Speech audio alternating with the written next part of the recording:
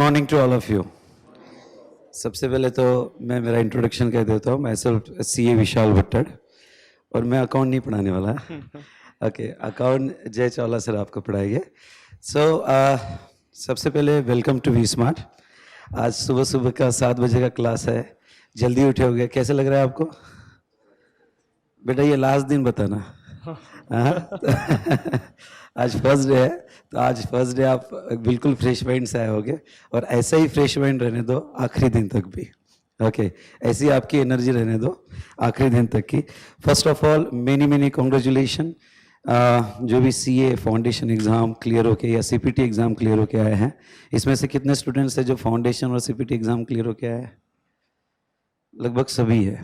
और direct entry वाले? Okay, direct entry वाले, ठीक है।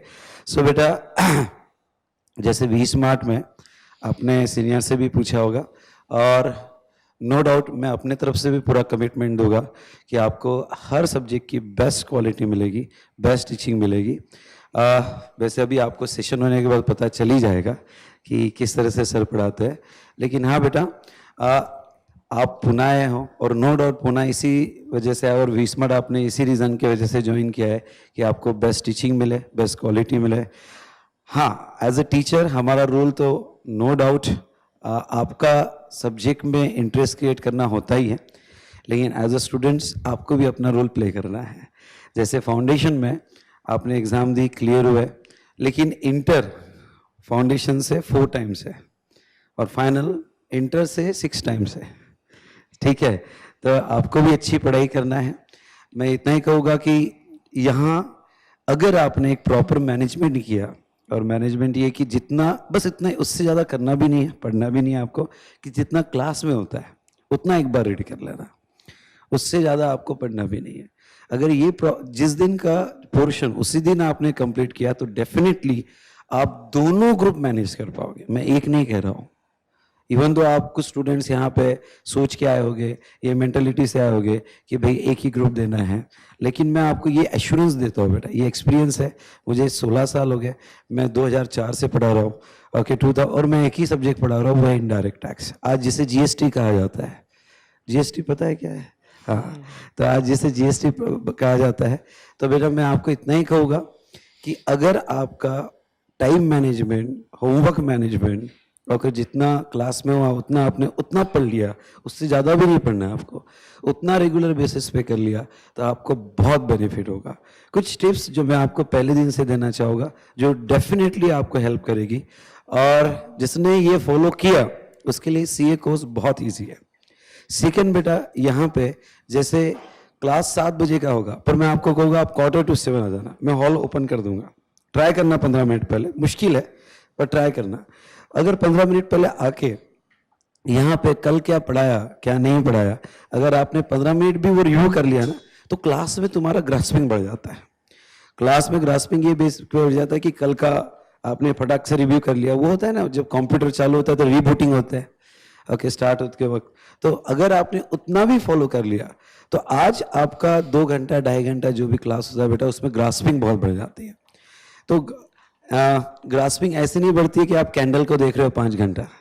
अगर ग्रास्पिंग ऐसे बढ़ती है कि आप कंसेप्ट को कितना कनेक्ट कर रहे हो, कितना इमेजिन कर रहे हो। तो ये भी एक प्रोसीजर आप फॉलो करो जो आपको डेफिनेटली हेल्प करेगी। सो दोस्तों, आपको सभी, मैं तो आपको कहूँगा वी स्मार्ट में आप जितने भी सब्जेक्ट्स की कोचिंग लगा रहे हो, सभी सब्जेक्ट में बेस्ट क्वालिटी आपको मिलेगी, ये मेरी तरफ से और एश्योरेंस है। और यहाँ हमारी जो वीकली टेस्ट सीरीज होगी, ओके, वो वीकली टेस्ट सीरीज डेफिनेटली आपको जो है बहुत हेल्पफुल रहेगी। जो आपके आंसर शीट्स है, हमारी 8 लोगों की सीए की टीम है जो हमारे एग्जाम प्रेप में है, वो टेस्ट पेपर चेकिंग में ही है, तो वो पेपर आपके चेक करेंगे। सर का गाइडेंस आपके साथ रहेगा ही, तो बेटा ये सब बातें आपको डेफिनेटली बहुत हेल्प करेगी। सो नाउ चलो, इससे ज़्यादा टाइम नहीं लूँगा। ऑल द बेस्ट, अच्छे से पढ़ो and welcome to V Smart. Thank you to all of you. Okay. So आगे क्लास जय सर कंटिन्यू करेंगे। इसके बाद आपका टैक्स रहेगा 9 to 12, शेड्यूल पता है आपको सबको? 9 to 12 में विजय सर कंप्लीट चालू करेंगे। पहले विजय सर इनकम टैक्स कंप्लीट करेंगे और लास्ट के 35 डेज में जीएसटी लेता हूँ, ठीक है। तो पहले हमारा 2 महीना चलता है इनकम टैक्स एंड लास्ट में जीएसटी चलता है। उसके बाद में आपका कॉस्टिंग होगा। मैं आपको एक और बात कह दूं बेटा, दर्शन चंडालिया सर कॉस्टिंग के लिए आप डेमो तो भी करना, मुझे बहुत कॉन्फिडेंस है, आप एक बार डेमो तो भी करना उनका। ओके, बहुत अच्छा पढ़ाते हैं बेटा कॉस्टिंग, मुझे पता है, मैंने उनके लेक्चर्स देखे हैं एंड वो भी मेरे स्टूडेंट थे 2007 के बैच के। यहाँ लगभग जितने भी फैकल्टीज वी स्मार्ट में मोस्ट ऑफ द फैकल्टीज मेरे स्टूडेंट्स हैं और मैंने इनकी टीचिंग पर्सनली देखी है। तो आप डेमो तो भी करना, मुझे बहुत कॉन्फिडेंस है कि डेमो में आपको समझ जाएगा कि उनकी लेवल ऑफ अंडरस्टैंडिंग क्या है। ओके बेटा, so thank you to all of you. ठीक है।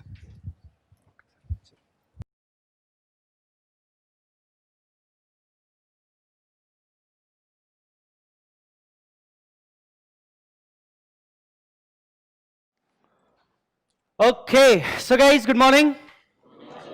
अरे क्या? Good morning. Okay, so guys, welcome to all of you.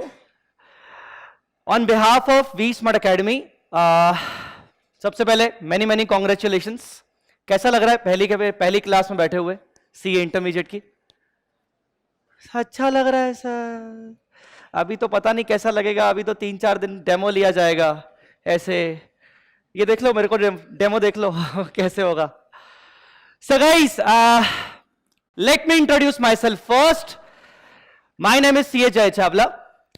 मैंने अपना CA 2011 में क्लियर किया था। मई 2011 में मैं CA बना और अपनी टीचिंग की जर्नी मैंने 2011 अक्टूबर से स्टार्ट किया। उससे पहले टीचिंग होता था बट प्रोफेशनल टीचिंग नहीं होता था, वो घर पे होता था ना, घर पे ट्यूशन क्लासेस टाइप का वैसा। सो फाइनली 2011 से I have started my teaching career. 2011 से लेकर अभी तक मैं टीचिंग में हूं और शुरू से सीए फाइनल लेवल पर, सीए इंटरमीडिएट लेवल पर, अकाउंट्स, एडवांस अकाउंट्स और फाइनेंशियल रिपोर्टिंग, फाइनल लेवल पर अकाउंट्स को ना फाइनेंशियल रिपोर्टिंग बोला जाता है, वो पढ़ा रहा हूं। पिछले 1 साल से सीए फाउंडेशन में भी पढ़ा रहा हूं, बट जर्नी कुछ ऐसी स्टार्ट हुई कि सबसे पहले फाइनल, फिर उसके बाद इंटर, उसके बाद फाउंडेशन। वी स्मार्ट एकेडमी से लगभग 1 साल से जुड़ा हुआ हूं और फाइनल पढ़ा रहा हूं लगभग 9 साल से और इंटर पढ़ा रहा हूं लगभग 7 साल से। Now first of all congratulations, आप सबको कॉन्ग्रेचुलेशंस। फाउंडेशन, सभी लोग फाउंडेशन होंगे अगर तो कॉन्ग्रेचुलेशंस। डायरेक्ट एंट्री वाले ऑल द बेस्ट और फाउंडेशन वाले भी ऑल द बेस्ट। ये जो सन्नाटा है ना, अभी आज का दिन है, बस सन्नाटा ही। और आज का दिन भी नहीं, मतलब थोड़ी देर के लिए सन्नाटा है। आज के बाद कभी सन्नाटा नहीं रहने वाला इस क्लास में, ये मेरी गारंटी है, और किसी भी क्लास में नहीं रहने वाला। जहां तक मुझे पता है सारी की सारी क्लासेस में तुम लोग बहुत अच्छा परफॉर्म करने वाले हो, बहुत मस्ती करने वाले हो और मस्ती के साथ साथ बहुत ज्यादा पढ़ाई करने वाले हो। अभी थोड़ी देर पहले जैसा कि आप सबको विशाल सर ने इंट्रोड्यूस किया, वी स्मार्ट के बारे में बताया, आपको उन्होंने बहुत अच्छी बात बताई कि सब चीजें एक तरफ, पढ़ाई आपको बहुत ज्यादा इंपॉर्टेंटली करनी है। वैसे ही मैं आपको एक इंपॉर्टेंट बात बोलूंगा कि देखो, सुबह सुबह का लेक्चर होने वाला है और सुबह सुबह के लेक्चर में सबसे ज्यादा दिक्कत यह होती है कि उठने की प्रॉब्लम होती है। चलो अपन नहा के नहीं आते वो अलग बात है, ठीक है सबको नहीं बोल रहा हूं। सो गाइस, सुबह सुबह सबसे इंपॉर्टेंट प्रॉब्लम ये होती है कि अपन लेक्चर पे टाइम पे नहीं पहुंचते। सुबह 7 बजे का लेक्चर होने वाला है अकाउंट्स का। अकाउंट्स के बारे में मैं अभी बात करूंगा, अभी थोड़ी देर में बात करूंगा। मैं पूरा अभी 10 से 15 मिनट लूंगा, अकाउंट्स के बारे में बात करूंगा, पूरे सीए इंटरमीडिएट के बारे में बात करूंगा। बट कुछ इंपॉर्टेंट बातें सबसे पहले होनी चाहिए। सुबह सुबह आपकी क्लास 7 बजे से लगना शुरू हो जाएगी। अरे कहीं पे भी करो, चाहे मेरे यहां करो चाहे कहीं पे भी करो, मुझे वो दिक्कत नहीं है। दिक्कत ये है कि तुम लोग सुबह 7 बजे से लेकर शाम को लगभग 4, 4:30 तक यहां अपना दिन गुजारने वाले हो और तकरीबन 5 महीने या 5.5 महीने या 6 महीने के आसपास तुम्हारे गुजरने वाले हैं, अगर दोनों ग्रुप प्लान करके आए हो तो। आगे फर्दर लेक्चर्स में आपको मालूम पड़ता जाएगा कि यार दोनों ग्रुप्स करने का क्या रेलेवेंस है, दोनों ग्रुप्स करने का कितना जबरदस्त मजा है और अगर आप ये सुन के आओ कि नहीं नहीं नहीं नहीं नहीं, एक ही ग्रुप करना है बॉस, मेरे सीनियर ने मुझे बोला था, मेरे बड़े भाई ने, बड़ी बहन ने बोला था, तो धीरे धीरे ना अपना खुद का माइंडसेट क्लियर होता जाएगा। मैं कोई नहीं होता आपको ये बताने वाला कि यार दोनों ग्रुप अच्छे हैं कि दोनों ग्रुप अच्छे नहीं है। हाँ, गाइडेंस के लिए जरूर रहूंगा और पूरा वी स्मार्ट एकेडमी रहेगा। बात इतनी सी है कि सुबह सुबह का लेक्चर जितना भी होता है, जितनी फैकल्टीज का होता है, सुबह 7 बजे का, ये पिछला रिकॉर्ड है, ट्रेंड है कि तकरीबन 40% स्टूडेंट्स सुबह सुबह वाले लेक्चर्स को अच्छे से अटेंड नहीं करते। या तो छुट्टी हो जाती है किसी भी कारण से, नींद नहीं खुली तो रीजन आ गया कि सिर दर्द कर रहा था, जबकि वो सिर दर्द नहीं होता, वो बस नींद नहीं खुलती। या फिर अपने आप नींद लेट खुली तो अपन 9 बजे वाली क्लास में पहुंच गए। तो सुबह वाली क्लास में 40% बच्चे अपना प्रॉपर टाइम नहीं दे पाते और जिसकी वजह से आपका पहला सब्जेक्ट अकाउंट्स का रह जाता है। और तुम लोग बहुत अच्छे से जानते हो कि अकाउंट्स एक ऐसा सब्जेक्ट है जो तुम्हारा कभी जिंदगी में साथ नहीं छोड़ने वाला as a CA student and after becoming chartered accountant as well, कभी नहीं छोड़ने वाला। मतलब तुम लोग चाहे जॉब में चले जाओ, तुम लोग चाहे अपना सेल्फ एम्प्लॉयड बनो, मतलब प्रैक्टिस में चले जाओ, अरे छोड़ो प्रैक्टिस भी नहीं करनी, अगर तुम लोग अपना बिजनेस भी करोगे तो सबसे ज्यादा अकाउंट्स से तुम्हें काम आएगा ही आएगा। सो अकाउंट्स एक ऐसा सब्जेक्ट है जो तुम्हारा कभी भी साथ नहीं छोड़ने वाला, कभी भी नहीं। और मैं मान के चल रहा हूं, चाहे तुम डायरेक्ट एंट्री वाले हो, चाहे तुम फाउंडेशन वाले हो, अभी तुम्हारा अकाउंट्स का नॉलेज जीरो है, जीरो। ये इंटर की फैकल्टी, मतलब मेरा काम है तुम लोगों को अकाउंट्स में एक्सपर्टाइज लेवल तक पहुंचाना, और ना सिर्फ इंटर में पास करवाना, इंटर में के बाद फाइनल में जो आपका अकाउंट्स आता है जिसको फाइनेंशियल रिपोर्टिंग बोलते हैं, उसकी अंडरस्टैंडिंग करवाना कि यार जब हम फाइनल में आएंगे तो कम से कम हमारा एक अच्छा खासा बेस क्लियर हो। और मैं मान के चलूंगा आज से ही, हम पहले दिन से ही पढ़ाई करना शुरू करेंगे, और मैं मान के चलूंगा कि तुम लोगों का अकाउंट्स का नॉलेज जीरो है, ताकि पहले दिन से ही हमारा बेस पर एक पकड़ बनती जाए। Right now about the batch, ये बैच में कैसे अपन कंडक्ट करने वाले हैं, क्लासेस किस तरीके से होने वाला है, मेरी बात ध्यान से सुनिएगा। सबसे पहले 3 से 4 दिन का वी स्मार्ट एकेडमी ने डेमो अरेंज किया है आप सबके लिए। हम यहां पर सब लोग जानते हैं कि यहां पर स्टूडेंट आता है, उसको सबसे पहले तो पता नहीं है कि यार किसके पास मुझे लगाना है, क्या लगाना है। बहुत सारे तुम लोग बच्चे लोग पहले से पता करके आए हो, डेफिनेटली तुम लोगों ने अपनी अपनी अलग अलग सलाह ली होगी सीनियर से, और डेफिनेटली अच्छी सलाह होगी। बट उसके बाद भी अपना मन तो मानता नहीं है, फिर भी लगता है कि यार एक काम करते हैं, अपन डेमो देख लेते हैं, एक दिन इसका डेमो देखते हैं, एक दिन दूसरे का देखते हैं। डेफिनेटली आप देखो, अच्छे से डेमो देखो। तो यहां पर मैं आपको बता दूं 3 से 4 दिन का प्रॉपर डेमो होने वाला है। पहली बात, इस डेमो के दौरान क्लासेस का टाइम स्ट्रक्चर, आज का क्लास का टाइम स्ट्रक्चर जो आपको बताया गया है वैसा का वैसा रहेगा, बट अगले दिन से क्लास का टाइम स्ट्रक्चर माइट भी थोड़ा बहुत ऊपर नीचे हो, just because we want to give you the demo. और हमने शुरू से बताया बच्चों को, जो बच्चे बाहर से आ रहे हैं स्पेशली, वो भी सोच के आ रहे हैं कि यार हमें कहीं और भी ट्राई करना है, उसके बाद हम डिसाइड करेंगे कि कहां करना है। सो आपका मर्जी है, आप अपने हिसाब से देखें, बट मैं आपको यही रिक्वेस्ट करूंगा कि 3 से 4 दिन का डेमो जरूर लेना। एक दिन की क्लास में अपन ये डिसाइड नहीं कर सकते कि यार कहां हमें जाना है, कहां नहीं जाना चाहिए। Right, okay, so this was the point for demo. आज का जो शेड्यूल आपको बताया गया होगा, अगर आपको बताया गया होगा तो वैसे का वैसा ही शेड्यूल चलने वाला है। राइट, मेरी क्लास के बाद बाकी अदर फैकल्टीज की क्लासेस होना शुरू हो जाएंगी। नाउ अगर हम अपने अकाउंट्स के कोर्स की बात करें तो सर ये बताइए कि टोटल कितने लेक्चर्स होंगे, कब तक कोर्स कंप्लीट होगा। तो कोर्स कंप्लीशन को लेकर अगर बात करें तो टेंटेटिवली 75 नंबर ऑफ लेक्चर्स होने वाले हैं इंटर अकाउंट्स में। मैं इंटर अकाउंट्स को कभी कभार अकाउंट्स 1 बोलूंगा, क्योंकि आप सब जो जानते होंगे शायद कि इंटर के ग्रुप 2 में भी एडवांस अकाउंट्स है, तो एडवांस अकाउंट्स भी मैं पढ़ाता हूं, मैं उसको अकाउंट्स 2 बोलता हूं।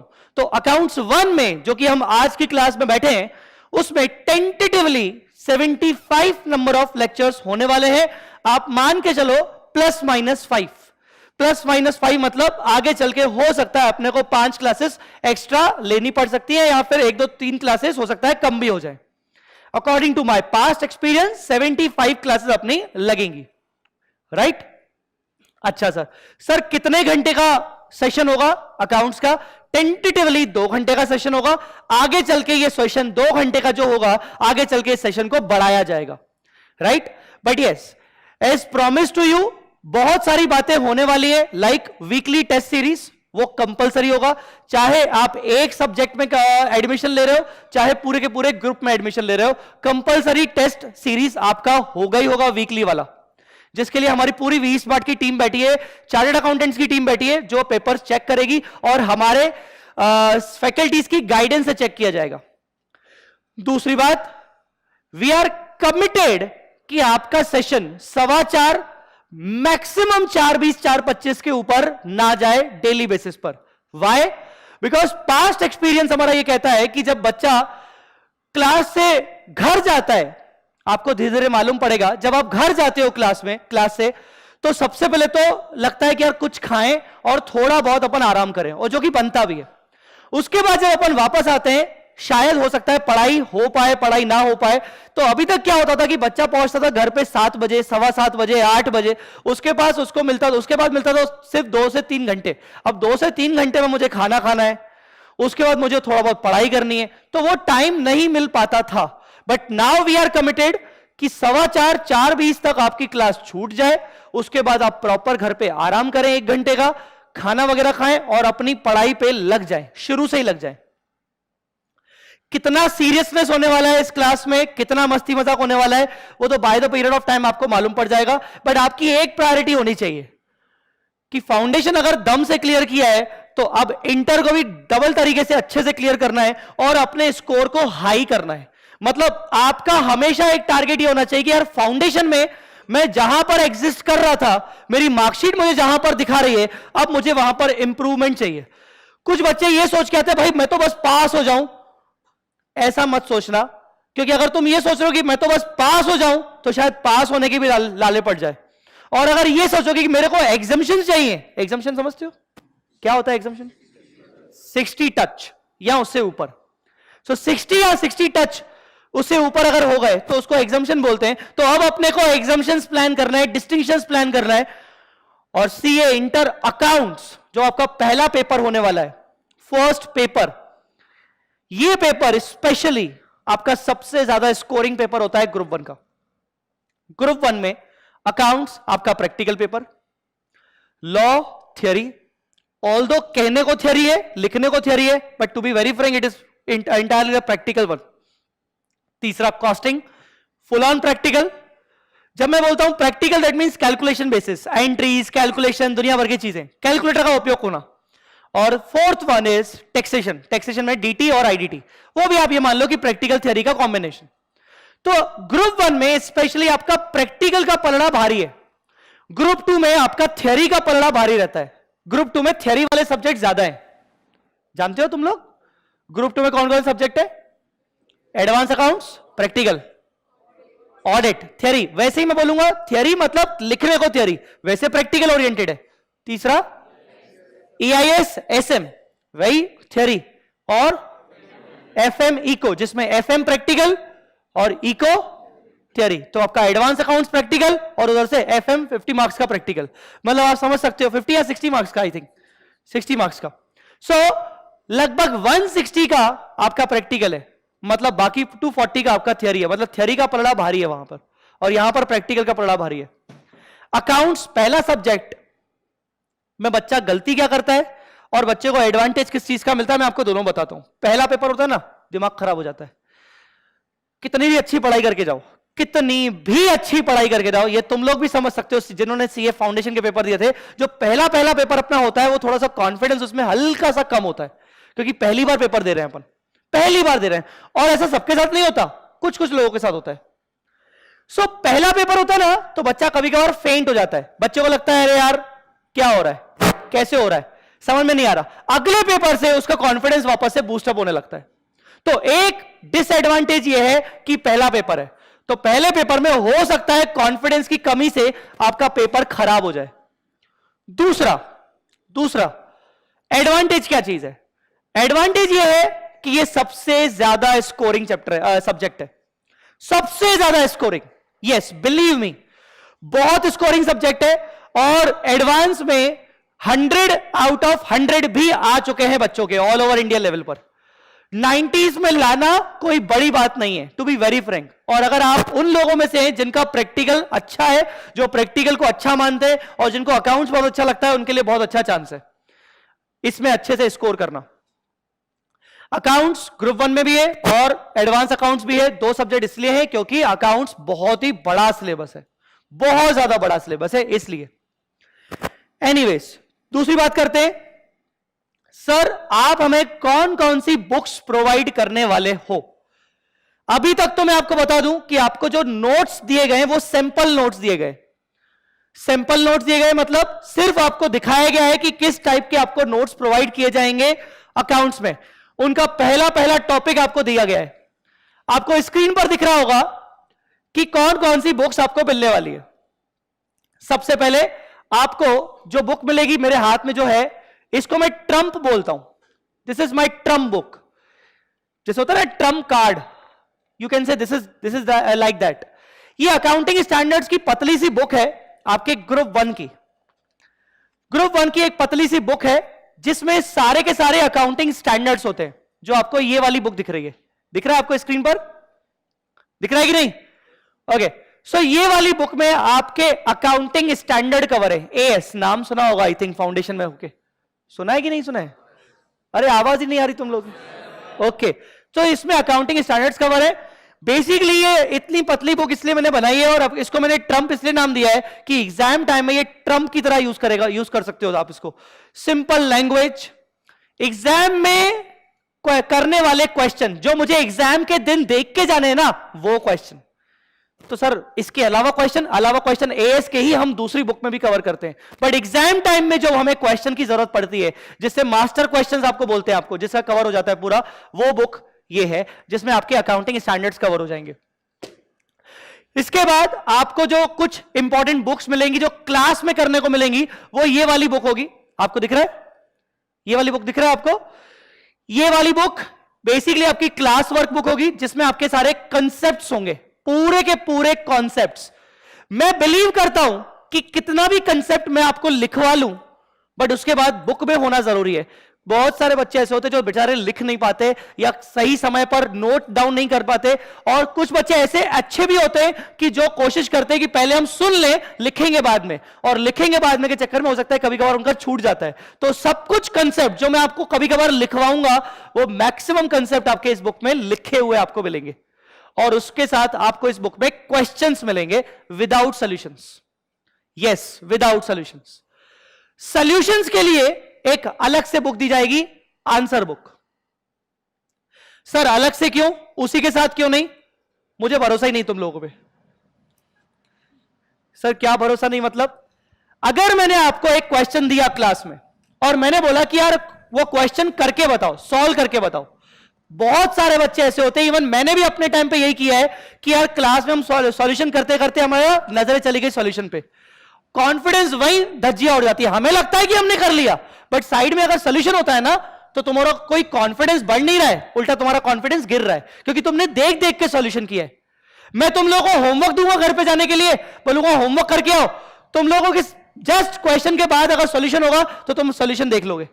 एटलीस्ट सॉल्यूशन दूसरी बुक में होगा तो थोड़ा सा लगेगा, शर्म आएगी कि यार दूसरी बुक देखने से पहले मैं कर लेता हूं, पहले वो शर्म आना जरूरी है, राइट? सो दूसरी बुक आपको ये सॉल्यूशन बुक मिलेगी। अच्छा, सॉल्यूशन बुक देना जरूरी भी इसलिए था कि कभी कभार यह होता है कि यार सॉल्यूशन हमारे पास पहले से ही पड़ा हो, ताकि फॉर्मेट वगैरह पता हो कि कैसे होना है, क्या होना है। तो सॉल्यूशन बुक के लिए आपको अलग से एक बुक दी जाएगी, राइट?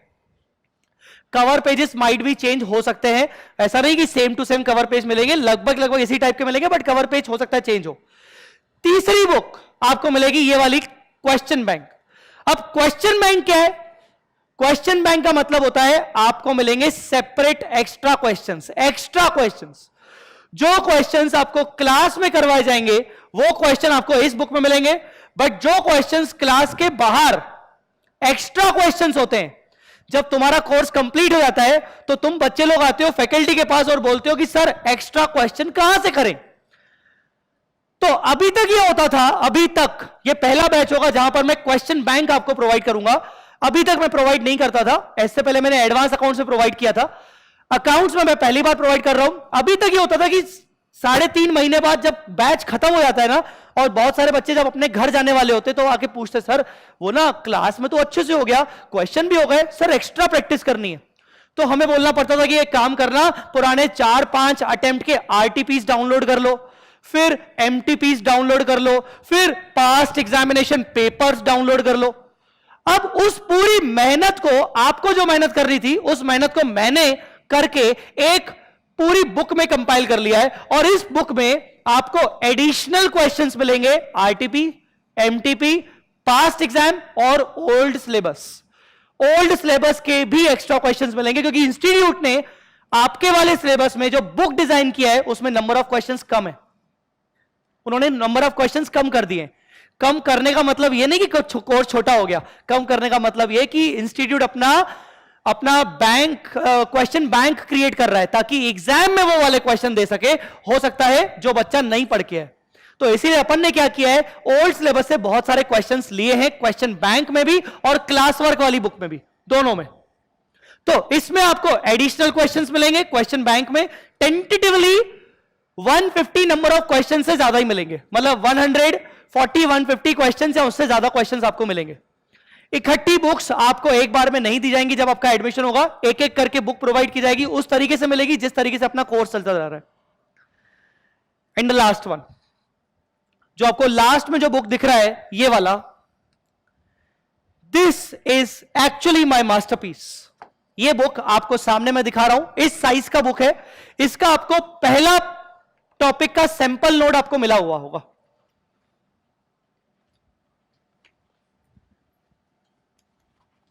इस टाइप का दिख रहा होगा, है? ये जो आपको मिला है वो छोटे से पेज पर है, फोटो को भी पैसे बचा रहा था मतलब, ठीक है। जबकि इस साइज में आपको ये बुक मिलेगी। ये बुक रेडी है, ये बुक आपकी पूरी कंप्लीट है। ये चार्ट बुक है बेसिकली आपका। इसमें सारे के सारे accounting standards, group 1 as well as group 2, सारे के सारे अकाउंटिंग स्टैंडर्ड्स कवर है। और ग्रुप 2 के कुछ बड़े सारे टॉपिक्स, ग्रुप 2 के कुछ बड़े टॉपिक है, जैसे कंसोलिडेशन, अमेलगमेशन, वो टॉपिक भी इसमें चार्ट फॉर्म में कवर है। ये चार्ट फॉर्म अपने को 2 बार यूज में आएगी। कब? पहला, जब मेरा मन करेगा कि बहुत टाइम हो गया, हमें रिवाइज करना है, अकाउंटिंग स्टैंडर्ड्स को रिवाइज करना है, तो मैं आपको रिवाइज करवाऊंगा इस चार्ट बुक से। मैं आपको बता दूंगा कि यार अगले दिन ना एक काम करना, चार्ट बुक लेके आना। और दूसरा, एग्जाम टाइम में आपको यह चार्ट बुक बहुत ज्यादा हेल्प करने वाली है, बहुत ज्यादा हेल्प करने वाली है। जब अपने पास बिल्कुल समय नहीं होता, आखिरी के 4 घंटे बचे हुए और लगता है कि यार अब इतना पैराग्राफ कौन पढ़ेगा, पूरा चार्ट देख के जाओ, एक पेज में आपका पूरा का पूरा कवर हो जाएगा, राइट। सो ये चार्ट बुक आपको प्रोवाइड किया जाएगा कोर्स के साथ। So guys, this was about the books and demo and all. Now, जैसा मैंने आपको बोला कि नंबर ऑफ सेशंस जो रहेंगे टेंटेटिवली 75 आवर्स के रहेंगे, टेंटेटिवली 2 घंटे की क्लास होने वाली है। आगे चल के ये क्लास बढ़ेगी, थोड़ा सा टाइम अपन इसका बढ़ाएंगे।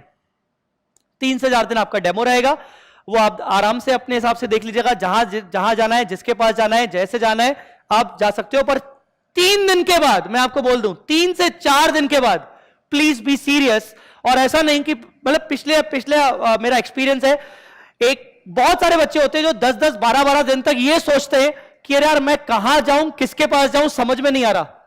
भाई, तुम सीए फाउंडेशन क्लियर कर चुके हो, मतलब अब तुम बच्चे नहीं रहे, अब इंटर में आ चुके हो, तो थोड़ा सा मेच्योरिटी लेवल आपका रखना पड़ेगा आपको। और ना खुद की सुनो, यूं कह सकते हैं ना, वो कहते हैं ना कि सुनो सबकी करो मन की, तो वो वाला फंडा हुआ। 3 से 4 दिन इनफ है आपको ये डिसाइड करने के लिए कि यार मुझे क्लासेस कहां पे लगानी है। और अगर तुम पहले दिन वी स्मार्ट के सारे क्लासेस कर रहे हो, तो तुम्हें डेमो कम से कम पहले दिन में तो ये समझ में आ जाएगा कि यार सारे टीचर्स का पढ़ाने का तरीका कैसा है, सो दैट तुम हो सकता है अगले दिन या उसके अगले दिन बाद तुम अदर कहीं जगह पर जा सको। About this CA inter accounts, syllabus क्या है, किस तरीके से, सुनिएगा ध्यान से।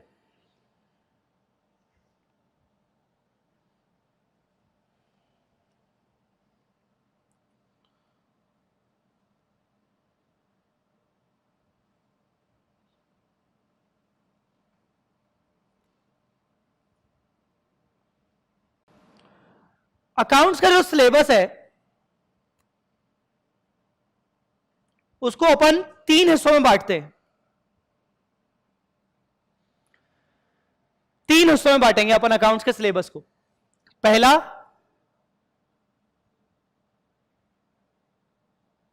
Company accounts. जो पहला पार्ट होगा वो होगा आपका कंपनी अकाउंट्स का। टेंटेटिवली कंपनी अकाउंट्स का जो वेटेज है वो रहने वाला है आपका 35% एवरेज।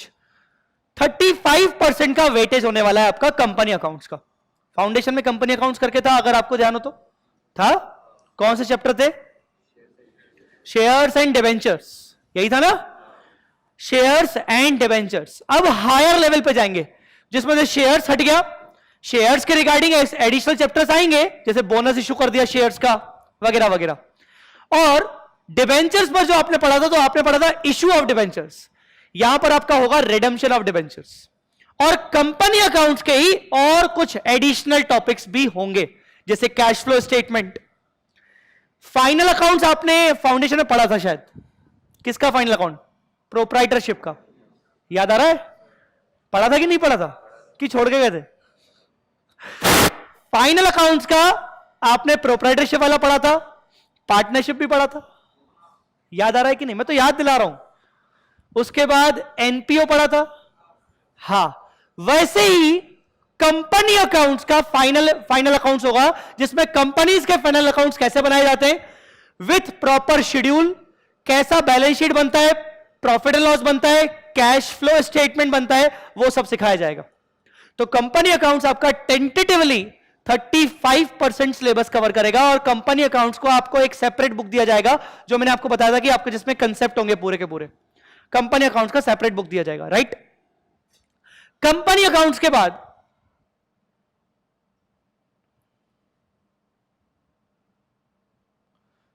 मिसलेनियस चैप्टर्स, जिसको अपन बोलते हैं other than company. Other than company accounts, जिसमें ब्रांच अकाउंटिंग, डिपार्टमेंटल अकाउंटिंग, नाम बता रहा हूं बस, हो सकता है सुने हो सकता है नहीं सुने हो सकता है सिलेबस वगैरह देख लिया हो। मतलब वो क्या होता है, जब रिजल्ट आता है ना फाउंडेशन का, तो 1-2 दिन तक तो अपन पार्टी करते हैं। उसके बाद क्या लगता है कि अपन यार एक काम करते हैं, पहले इंस्टीट्यूट की वेबसाइट पे जाके सिलेबस देख लेते हैं कि क्या क्या है। बहुत सारे लोगों को लगता है ऐसा। हो सकता है नाम सुनाओ, branch accounts, departmental accounts, insurance, right, investment accounts, कई सारे, hire purchase accounts, single entry system. तो कई सारे चैप्टर हैं जिसको अपन मिसलेनियस कैटेगरी में रखते हैं, और उसका भी वेटेज टेंटेटिवली, सिर्फ नाम से मिसलेनियस है, टेंटेटिवली 35 से 45% कवर करता है। मिसलेनियस चैप्टर्स का जो वेटेज रहेगा वो 35 से 45% कवर करेगा, राइट। और बाकी का कंटेंट है आपका अकाउंटिंग स्टैंडर्ड्स।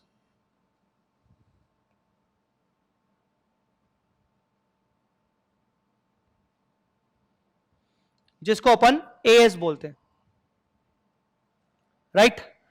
आपके अकाउंटिंग स्टैंडर्ड्स, ज्यादा अकाउंटिंग स्टैंडर्ड्स ग्रुप 1 में कवर नहीं है, ग्रुप 2 में ज्यादा कवर है, ग्रुप 1 में कम है, बहुत ही कम है। बेसिक लेवल वाले अकाउंटिंग स्टैंडर्ड्स कवर है। तो यहां पर लगभग आपके 8 number of accounting standards cover होंगे, 8 अकाउंटिंग स्टैंडर्ड्स, जिनका टेक्निकली वेटेज 20 से 25 मार्क्स का लगभग होगा। लगभग वेटेज आपका 20 से 25 मार्क्स का होगा, ध्यान रखिएगा ये। आपका पूरा अकाउंट्स ये है। आपको ये बातें समझनी पड़ेंगी कि हमें कौन सा चैप्टर कितना इंपॉर्टेंस देना है, आगे चल के आपको धीरे धीरे मालूम पड़ता जाएगा, राइट। हम किस तरीके से आगे बढ़ेंगे, शुरू की लगभग 4 क्लासेस तक, 4 से 5 क्लासेस तक मैं आपको बेसिक्स करवाऊंगा। मतलब मैं आपको प्रॉपरली कंपनी अकाउंट्स पे या मिसलेनियस चैप्टर्स पे या अकाउंटिंग स्टैंडर्ड्स पे नहीं ले जाऊंगा।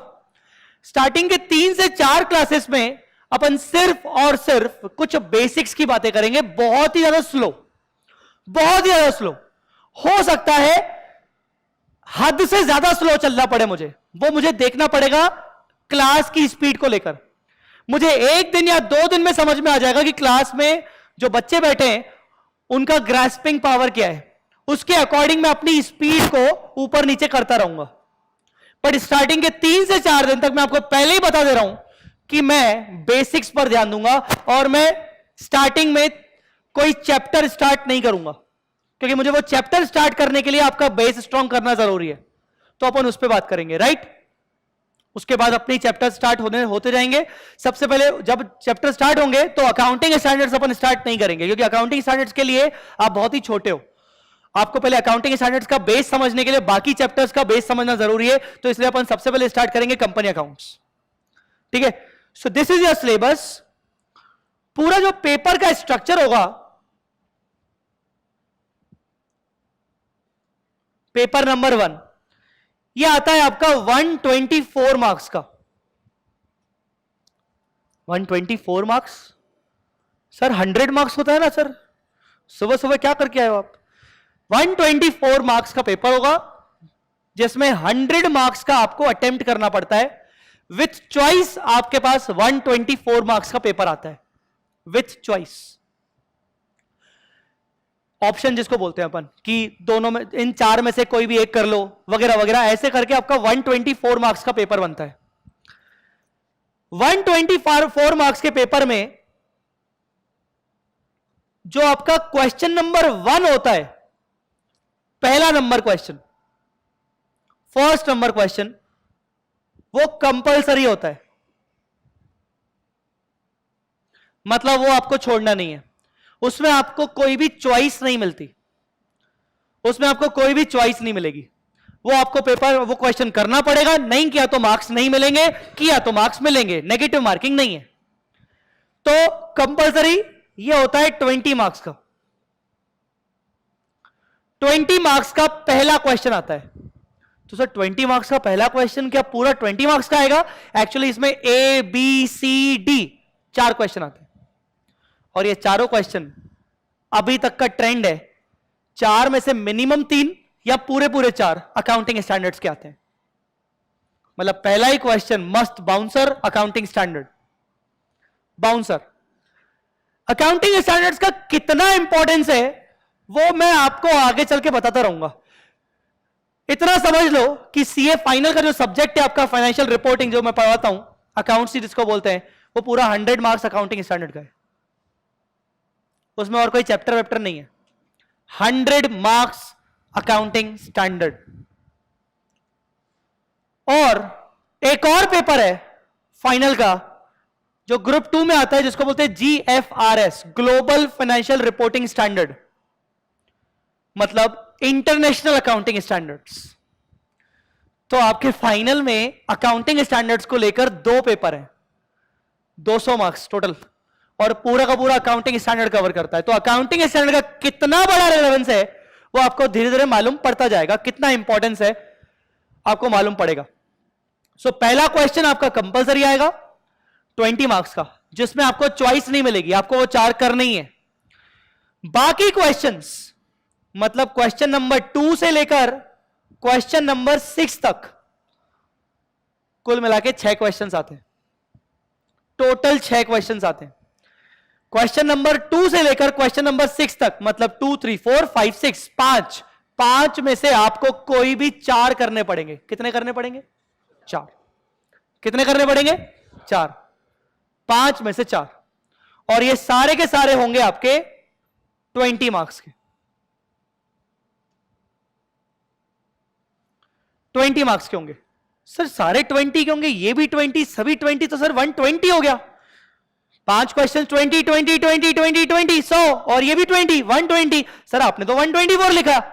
जो लास्ट क्वेश्चन होता है ना, क्वेश्चन नंबर 6, उसमें इंटरनल चॉइस होती है, उसमें इंटरनल चॉइस होती है, और उसमें बोला जाता है कि 5 में से मतलब जो 6 नंबर क्वेश्चन होता है ना, वो होता है ए बी सी डी ई, ऐसा होता है।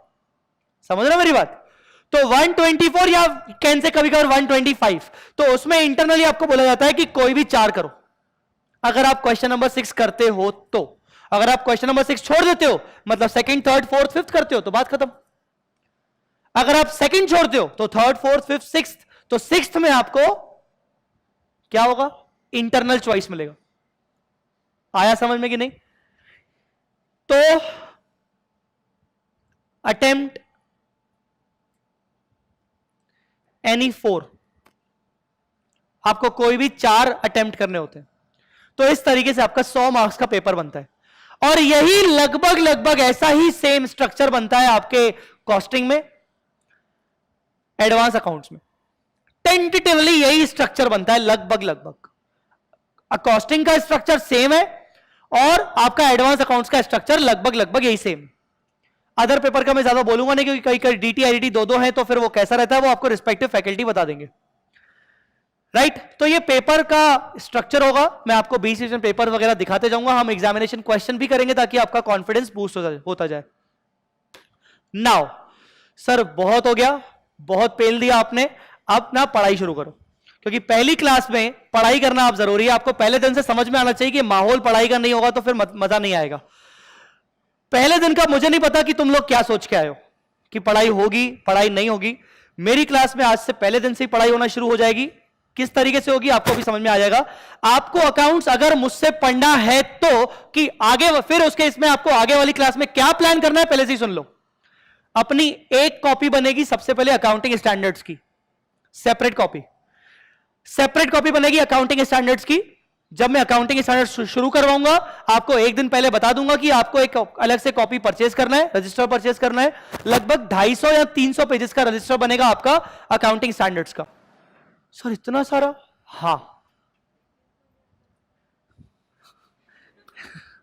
नहीं रिएक्शन आया, हाँ बड़ी बड़ी आंखों वाला। हाँ सर इतना सारा, टेंशन मत ले। 100 पेजेस से ज्यादा, 150 पेजेस से ज्यादा ऊपर नहीं जाएंगे। बट बाकी के एक्स्ट्रा पेजेस अपनी खुद की एग्जाम टाइम में प्रैक्टिस करने के लिए उसी कॉपी में।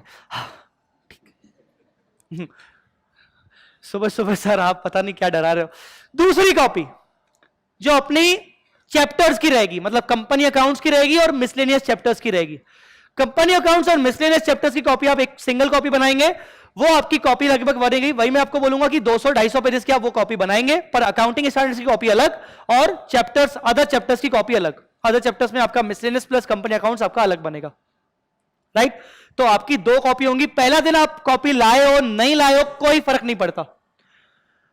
अगले दिन से अगर मेरी क्लास में बैठे हो तो आपके पास कोई ना कोई कॉपी होनी चाहिए। सब्जेक्ट वाइज कॉपी होनी चाहिए। हर सब्जेक्ट की अलग अलग अपनी अपनी कॉपी होनी चाहिए।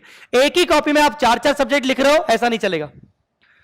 पहले दिन से ध्यान ये क्या रखना है, कॉपी का पेज नंबर लिखते हुए जाना है डेट वाइज। जो आपका रजिस्टर होगा, रजिस्टर में जितने भी आपके पेजेस हैं, page number 1, page number 2, page number 3, page number 4 लिखते हुए जाना है। ये जरूरी इसलिए होगा क्योंकि आगे चल के जब मैं आपको कोई क्वेश्चन टिक करवाऊंगा कि यार ये क्वेश्चन बहुत अच्छा है बुक में से, तो बुक के साइड में आप लिख लोगे कि सर ने बोला था अच्छा है, तो पेज नंबर 1 पे पेज नंबर 205 पे मैंने इसको सॉल्व किया हुआ है, तो आप इसमें पेज नंबर 205 डाल दोगे बुक में क्वेश्चन के साइड में। तो पेज नंबर आपका रजिस्टर में होना चाहिए कि कौन से पेज नंबर का रेफरेंस आपको कहां पर देना पड़ेगा, ये आपको आगे चल के मालूम पड़ जाएगा। राइट अपने साथ आपको एक चीज और कैरी करना है, स्टिकी नोट्स। आपको अपने साथ अपने पास में स्टिकी नोट्स कैरी करना है। वो क्यों कैरी करना है? वो कैरी करना है इस चार्ट बुक के लिए और इस ट्रम बुक के लिए। जब हम ट्रम बुक से पढ़ेंगे अकाउंटिंग स्टैंडर्ड्स, या जब हम कोई कॉन्सेप्ट डिस्कस कर रहे होंगे जो कि बहुत ही ज्यादा इंपॉर्टेंट कॉन्सेप्ट है और जय सर ने बोला कि यार लिख लो इसको, अब है तो बस एक लाइन का कॉन्सेप्ट, क्या होता है बहुत सारे बच्चे गलती कर देते हैं, कॉपी में ना कहीं पे भी लिख लेते हैं। बहुत ही गलत है वो चीज, बहुत ही गलत। कॉपी पे हमने क्या किया, क्वेश्चन सॉल्व करते वक्त जय सर ने बोला यार एक अच्छा पॉइंट है इसको लिख लो, तो हमने क्वेश्चन के आसपास कहीं लिख लिया। फिर उसके बाद 4 महीने बाद जब गड़े मुर्दे उखाड़े तो मालूम ही नहीं पड़ा कि यार वो पॉइंट कहां गया है, किधर लिखा है, किधर नहीं लिखा है, पता ही नहीं पड़ रहा है, उसका कोई रेफरेंस ही नहीं समझ में आ रहा है। तो आप स्टिकी नोट्स रखोगे अपने पास, जिसको हम फाड़ के अपन चिपकाते हैं ना, अपन येलो कलर का आता है, पिंक कलर का आता है, अलग अलग लड़कियां अपने अपने हिसाब से कलर चूज कर लेना, ठीक है ना। तुम लोग अपना येलो कलर लेके आना, ठीक है। तो वो कलर का अलग डिफरेंट कलर्स का आप लेके आ जाना। वो कलर्स का आपका छोटे छोटे पॉइंट्स जब मैं आपको लिखवाऊंगा तो आप वहीं में वहीं अपनी कॉपी में या अपनी बुक में जहां मैं आपको बोलूं वहां पर चिपका देना, तो आपको वहीं के वहीं रेडी हो जाएगा आपका नोट्स।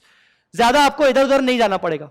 राइट तो वो चीजें आपको अपने साथ कैरी करना है, इतनी चीजें कैरी करनी है।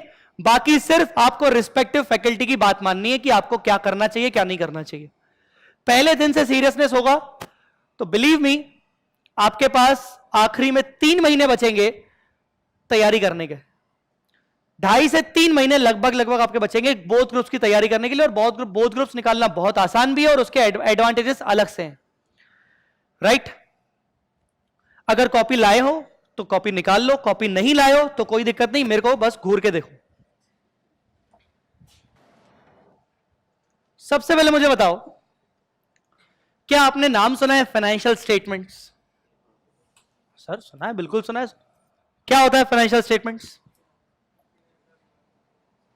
तू नहीं बोलेगा, तू मेरी क्लास में पढ़ चुका है, एडवांस ये मेरा एडवांस अकाउंट्स का स्टूडेंट है, तो तू नहीं बोलेगा बिल्कुल भी अभी। हाँ बोलो, फाइनेंशियल स्टेटमेंट्स मतलब क्या होता है?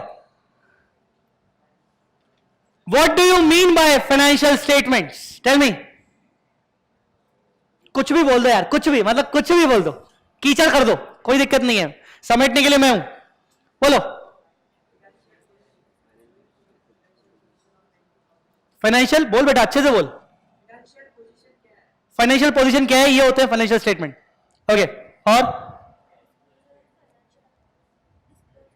Disclosure of final accounts, final accounts का डिस्क्लोजर करना as a financial statement. Okay, और कोई बोल रहा था कैश फ्लो करके, कुछ बोल रहा था कोई, कैश फ्लो स्टेटमेंट उसका पार्ट है, कैश फ्लो स्टेटमेंट उसका पार्ट है। कैश फ्लो स्टेटमेंट क्या होता है? अरे गलती हो गई, मैंने क्यों बताया? कोई नहीं, हाँ,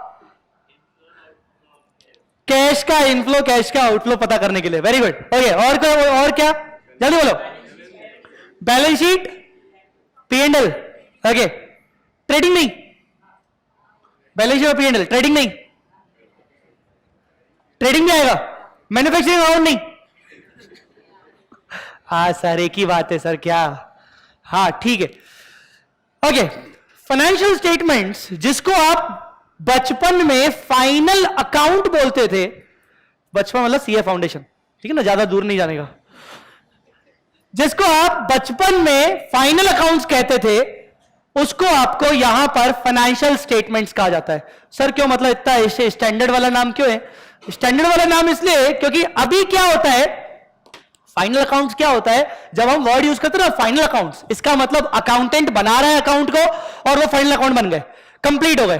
बट यही अकाउंट्स जब तू सबमिट करता है, किसके सामने? यूजर्स के सामने। किसके सामने? सर यूजर मतलब वो फाइनल अकाउंट्स जिनके लिए बना हुआ है, जिन फाइनल अकाउंट्स के बेसिस पर यूजर, सर यूजर मतलब कौन? यूजर मतलब गवर्नमेंट, यूजर मतलब इन्वेस्टर मतलब शेयर होल्डर, यूजर मतलब क्रेडिटर। क्रेडिटर कौन होता है? क्रेडिटर कौन होता है? सर जिससे हम गुड्स परचेज करते हैं, जिसको हमें पेमेंट, सर उसको क्या मतलब? अरे क्यों, वो हमें उधारी पे माल दे रहा है, माल मतलब गुड्स, माल मतलब गुड्स, जो हमें उधार में क्रेडिट पे गुड्स एंड सर्विसेज दे रहा है, वो गुड्स एंड सर्विसेज हमें अगर वो क्रेडिट पे दे रहा है तो सर वो हमारी क्रेडिबिलिटी तो चेक करेगा ना, हम कितने लायक हैं उसको रीपे करने के लिए, उसको पता तो होना चाहिए कि हमारी क्रेडिबिलिटी क्या है, राइट। सो हमारे कस्टमर्स भी, कस्टमर्स मतलब जो हमसे गुड्स परचेज करेंगे, वो भी यूजर्स होते हैं। तो यूजर्स में ना बहुत सारे लोग आते हैं, गवर्नमेंट, उसके बाद शेयर होल्डर्स मतलब इन्वेस्टर्स, उसके बाद आपके क्रेडिटर्स, डेटर्स, एम्प्लॉइज, और सबसे बड़ा लोन प्रोवाइडर्स मतलब बैंक्स, और दूसरी कंपनीज जिनसे हम पैसा उधार लेते हैं, जिनसे पैसा हम बोरो करते हैं। सर उनको क्या, अरे उनको तो सबसे पहले मतलब है, they want to know the financial position of the company, they want to know the financial performance of the company, and for that purpose they need your final accounts. तो जब तुम अपने फाइनल अकाउंट्स बना रहे हो तो तुम accountant हो और तुम उसको फाइनल अकाउंट्स बोल रहे हो, पर जैसे ही उन फाइनल अकाउंट्स के साथ ऑडिटर की रिपोर्ट लग जाए, डायरेक्टर की रिपोर्ट लग जाए, एक्स्ट्रा डिस्क्लोजर्स हो जाए, नोट्स टू अकाउंट्स लग जाए, वो बन जाता है आपका फाइनेंशियल स्टेटमेंट्स। सो यूं समझो कि फाइनल अकाउंट्स इज लाइक, बहुत सारे बच्चों का घर का नाम पप्पू। अरे घर पे तुम्हारा नाम होता है ना, गुड़िया किसी का नाम होता है, घर पे तुम्हारा कुछ ना कुछ तो नाम होगा, और घर पे नहीं होगा तो डेफिनेटली दोस्तों में कुछ ना कुछ तो नाम होगा बॉस, है ना। तो इस टाइप का मान लो कि तुम्हारा जो मेन नाम है वो नाम है फाइनेंशियल स्टेटमेंट्स, पर जो घर का नाम है, जो अपना इंटरनल नाम है, वो है final accounts. But financial statement हम वर्ड इसलिए यूज करते हैं क्योंकि उसमें एडिशनल चीजें जुड़ जाती हैं, नोट्स टू अकाउंट्स जुड़ जाते हैं, कई सारे डिस्क्लोजर्स करने पड़ते हैं ताकि यूजर उनके बेसिस पर डिसीजन ले सके। यूजर मतलब मैंने अभी आपको बताया, कौन कौन, टेल मी, कौन कौन, share holders, creditors, investors, loan providers, banks वगैरह, और लोन प्रोवाइडर्स, और कौन सा, गवर्नमेंट। ये सब आपके यूजर्स हैं। इन यूजर्स को आपकी कंपनी में इंटरेस्ट है। क्या इंटरेस्ट है? इनको या तो पैसा इन्वेस्ट करना है, या तो इनको आपको मदद करनी है, कुछ ना कुछ इनको आपकी कंपनी से कुछ ना कुछ लेन देन करना है। और लेन देन करने के लिए आपके पास पता होना चाहिए कि किस तरीके से, उनको पता होना चाहिए कि आपके फाइनेंशियल स्टेटमेंट क्या कहते हैं, क्या पिक्चर दिखाते हैं, जिसके बेसिस पर डिसीजन लिया जा सके। एक कोई भी यूजर बिना फाइनेंशियल स्टेटमेंट के डिसीजन नहीं ले सकता। मेरी बात समझ रहे हैं बच्चे? कोई भी यूजर डिसीजन ले सकता है फाइनेंशियल स्टेटमेंट्स के बेसिस पर। अब तू यार सोच ध्यान से कि अगर तुम यूजर हो और तुम्हें अगर बोला जाए कि वी स्मार्ट कंपनी में, वी स्मार्ट एकेडमी में पैसा इन्वेस्ट करो, हम वी स्मार्ट एकेडमी मान लो पब्लिकली बढ़ रहे हैं और हम अपना शेयर इशू कर रहे हैं और हम तुम्हें बोल रहे हैं कि अपना पैसा लगाओ, तुम ऐसे थोड़ी लगा लोगे। तुम क्या पता करोगे? वी स्मार्ट एकेडमी का past performance, V Smart Academy का फ्यूचर फोरकास्ट, क्या लगता है आगे चल के उसका कैसा परफॉर्मेंस होगा, और उसका प्रॉफिटेबिलिटी क्या है, उसका परफॉर्मेंस क्या है, यह सब पता करोगे कि नहीं। और अगर मान लो मैं तुम्हारे सामने फर्जी फाइनल अकाउंट्स मतलब फाइनेंशियल स्टेटमेंट्स रख दूं, झूठे मूठे फाइनेंशियल स्टेटमेंट्स रख दूं, और तुम्हें नहीं है पता, मुझे पता है, मैंने कोई स्कैम कर दिया उसमें और मैंने कुछ तो भी उसमें डाल दिए फिगर्स ताकि अच्छी खासी झांकी बन जाए, और वो तुम्हारे सामने रख दिए, उसके बेसिस पर तुम डिसीजन लेके हो सकता है मेरी कंपनी में पैसा लगा दो, और बाद में मालूम पड़ा कि अरे यार ये तो ऐसा था ही नहीं पिक्चर, ये तो कुछ और चल रहा था, मैंने तो पैसे लगाए थे वो फाइनेंशियल स्टेटमेंट्स को देखकर। So guys, financial statements are the most important part of a life of a chartered accountant as well as a company. And financial statements आपके ट्रू एंड फेयर होने चाहिए। मैंने दो वर्ड बोले, कौन से? True and fair. True means सच्चे, और फेयर मींस रिलायबल, जिन पे भरोसा किया जा सके। सो फाइनेंशियल स्टेटमेंट्स आपके ट्रू एंड फेयर होने चाहिए, और उसके लिए आपको पहले यह समझना पड़ेगा कि फाइनेंशियल स्टेटमेंट्स को बनाने का तरीका क्या होता है, कौन सी चीज किस तरीके से प्रेजेंट की जाती है। मेरी बात समझ में आने वाली है कि नहीं? अकाउंट्स में हमारा फोकस चार चीजों पर रहता है, इंक्लूडिंग अकाउंटिंग स्टैंडर्ड्स। मैं ये बात आपको अकाउंटिंग स्टैंडर्ड के टाइम पे भी बताऊंगा, अभी भी बता रहा हूं फिर से। अकाउंट्स में बेसिकली हमारा चार चीजों पे फोकस ज्यादा होता है। पहला, the one is recognition of asset, liability, income, expense, equity। Sir recognition मतलब रिकॉर्ड करना। रिकॉग्निशन का मतलब क्या होता है बेटा? रिकॉर्ड करना। अभी तक अगर हम वर्ड यूज करते थे रिकॉर्ड, अब हम बड़े बच्चे हो गए, अब हमें वर्ड यूज करना पड़ेगा रिकॉग्निशन। क्या यूज करना पड़ेगा? रिकॉग्निशन। अकाउंट्स में हम बेसिकली चार चीजें बहुत ज्यादा अच्छे से समझते हैं, तभी हमारा अकाउंट स्ट्रांग होता है। पहला, recognition. The second one is measurement. Measurement, same measurement of assets, liabilities, incomes, expenses and equity. Measurement.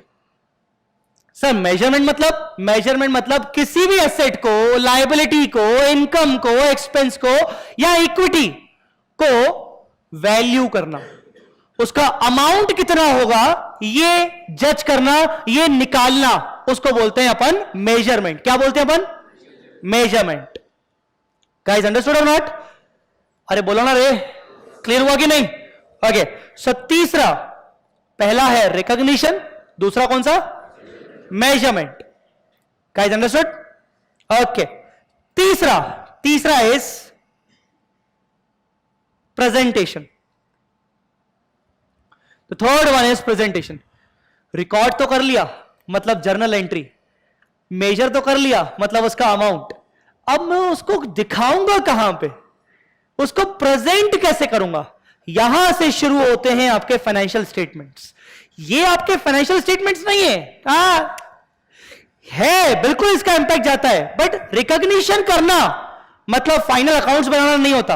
Recognition करना मतलब जर्नल एंट्री पास करना। मेरी बात समझ में आ रही कि नहीं? जर्नल एंट्री पास करना।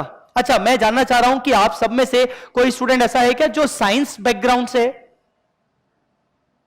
अच्छे से हाथ ऊपर करो, पहले टूंडों की तरह मत करो, ऐसे अच्छे से हाथ ऊपर करो। ओके, वेरी गुड, बहुत शानदार।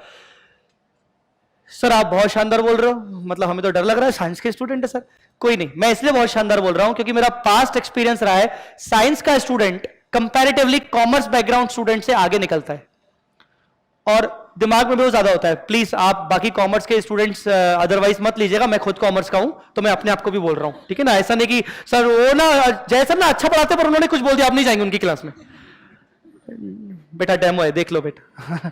हाँ, सो साइंस के स्टूडेंट्स जो हैं, अगर वो मेरी क्लास में कंटिन्यू करेंगे आके, तो मुझसे वो पर्सनली आके जरूर मिलेगा। आज नहीं तो कल, कल नहीं तो परसों, परसों नहीं तो नरसों, आप मुझसे अलग से आके जरूर मिलेगा। मैं आपको कुछ टिप्स दूंगा कि आपको एडिशनली क्या करना चाहिए जिससे आपका अकाउंट थोड़ा सा ज्यादा स्ट्रांग हो और जर्नल एंट्री करते वक्त आपको प्रॉब्लम ना हो। बाकी मेरा पर्सनली भरोसा है कि साइंस बैकग्राउंड वाला स्टूडेंट जो होता है वो जल्दी चीजों को अचीव करता है, जल्दी ग्रैस्पिंग पावर उसकी ज्यादा तेज होती है। ऐसा मेरा मानना है इसलिए क्योंकि मेरा पूरा जो खुद का फ्रेंड सर्कल है जो सीए में है, वो मैक्सिमम फ्रेंड सर्कल मेरा साइंस बैकग्राउंड का है और मुझे पता है कि वो जल्दी पास हो गया तो मैं फेल हो गया था। तो इसीलिए मतलब मैं जानता हूं कि साइंस वाला अच्छा बच्चा अच्छे से आराम से कर लेगा। सो प्रेजेंटेशन मतलब असेट का, लायबिलिटी का, इनकम एक्सपेंस का प्रेजेंटेशन मुझे फाइनेंशियल स्टेटमेंट में कहां दिखाना है और कैसे दिखाना है। ये तो मुझे पता है कि इनकम और एक्सपेंस तो P&L में आती है और ट्रेडिंग में आती है, असेट लायबिलिटी तो बैलेंस शीट में आती है, तो मुझे पता है। पर बैलेंस शीट में भी कहां आती है, कौन सी चीज करंट होती है, कौन सी चीज नॉन करंट होती है, किसको कहते हैं करंट, किसको कहते हैं नॉन करंट, ये नहीं पता।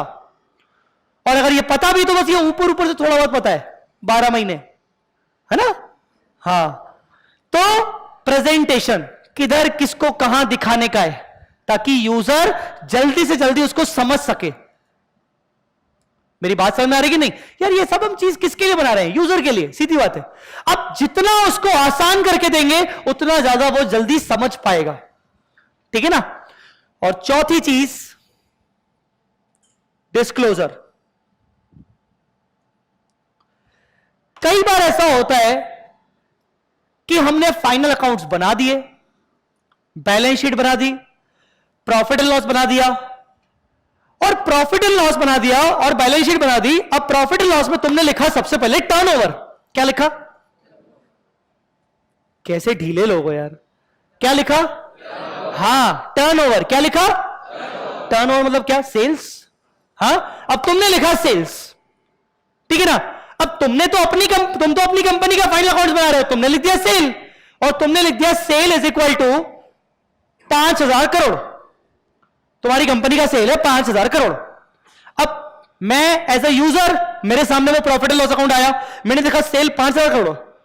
यार ये सेल 5,000 करोड़ है, इस सेल में 5,000 करोड़ की सेल में कौन सी सेल किस किस चीज की हुई है ये तो मालूम ही नहीं है, क्योंकि मैं जानता हूं कि ये जो कंपनी है ये तो 4 अलग अलग सेक्टर में काम करती है, 4 अलग अलग बिजनेस है इसके, तो इसने तो कंबाइन करके लिख दिया 5,000 करोड़। मेरे को पता करना है कि ये 5,000 करोड़ में से पहले सेक्टर, मान लो स्टील बिजनेस का टर्नओवर कितना है, पावर बिजनेस का टर्नओवर कितना है। अरे मेरी बात समझ में आ रही कि नहीं? तीसरा ऑटोमोबाइल सेक्टर, उसका टर्नओवर कितना है मुझे कैसे मालूम? तो इसको मुझे सेपरेटली अलग से इसका बाइफर्केशन दिखाना जरूरी है, उसको क्या बोलते हैं? डिस्क्लोजर। अरे नहीं आया क्या समझ में? आया कि नहीं आया? दूसरा, ये नहीं आया तो दूसरा, बैलेंस शीट में तुमने देखा कि तुम्हारे फिक्स्ड असेट दिख रहे हैं। क्या दिख रहे हैं? फिक्स्ड असेट दिख रहे हैं। अब फिक्स्ड असेट दिख तो रहे हैं और तुमने देखा उसका डेप्रिसिएशन प्रॉफिट एंड लॉस में दिख रहा है। डेप्रिसिएशन प्रॉफिट एंड लॉस में जाता है, हाँ, डेप्रिसिएशन प्रॉफिट एंड लॉस में जाता है। हाँ, क्या मैं सही हूं? Thank you.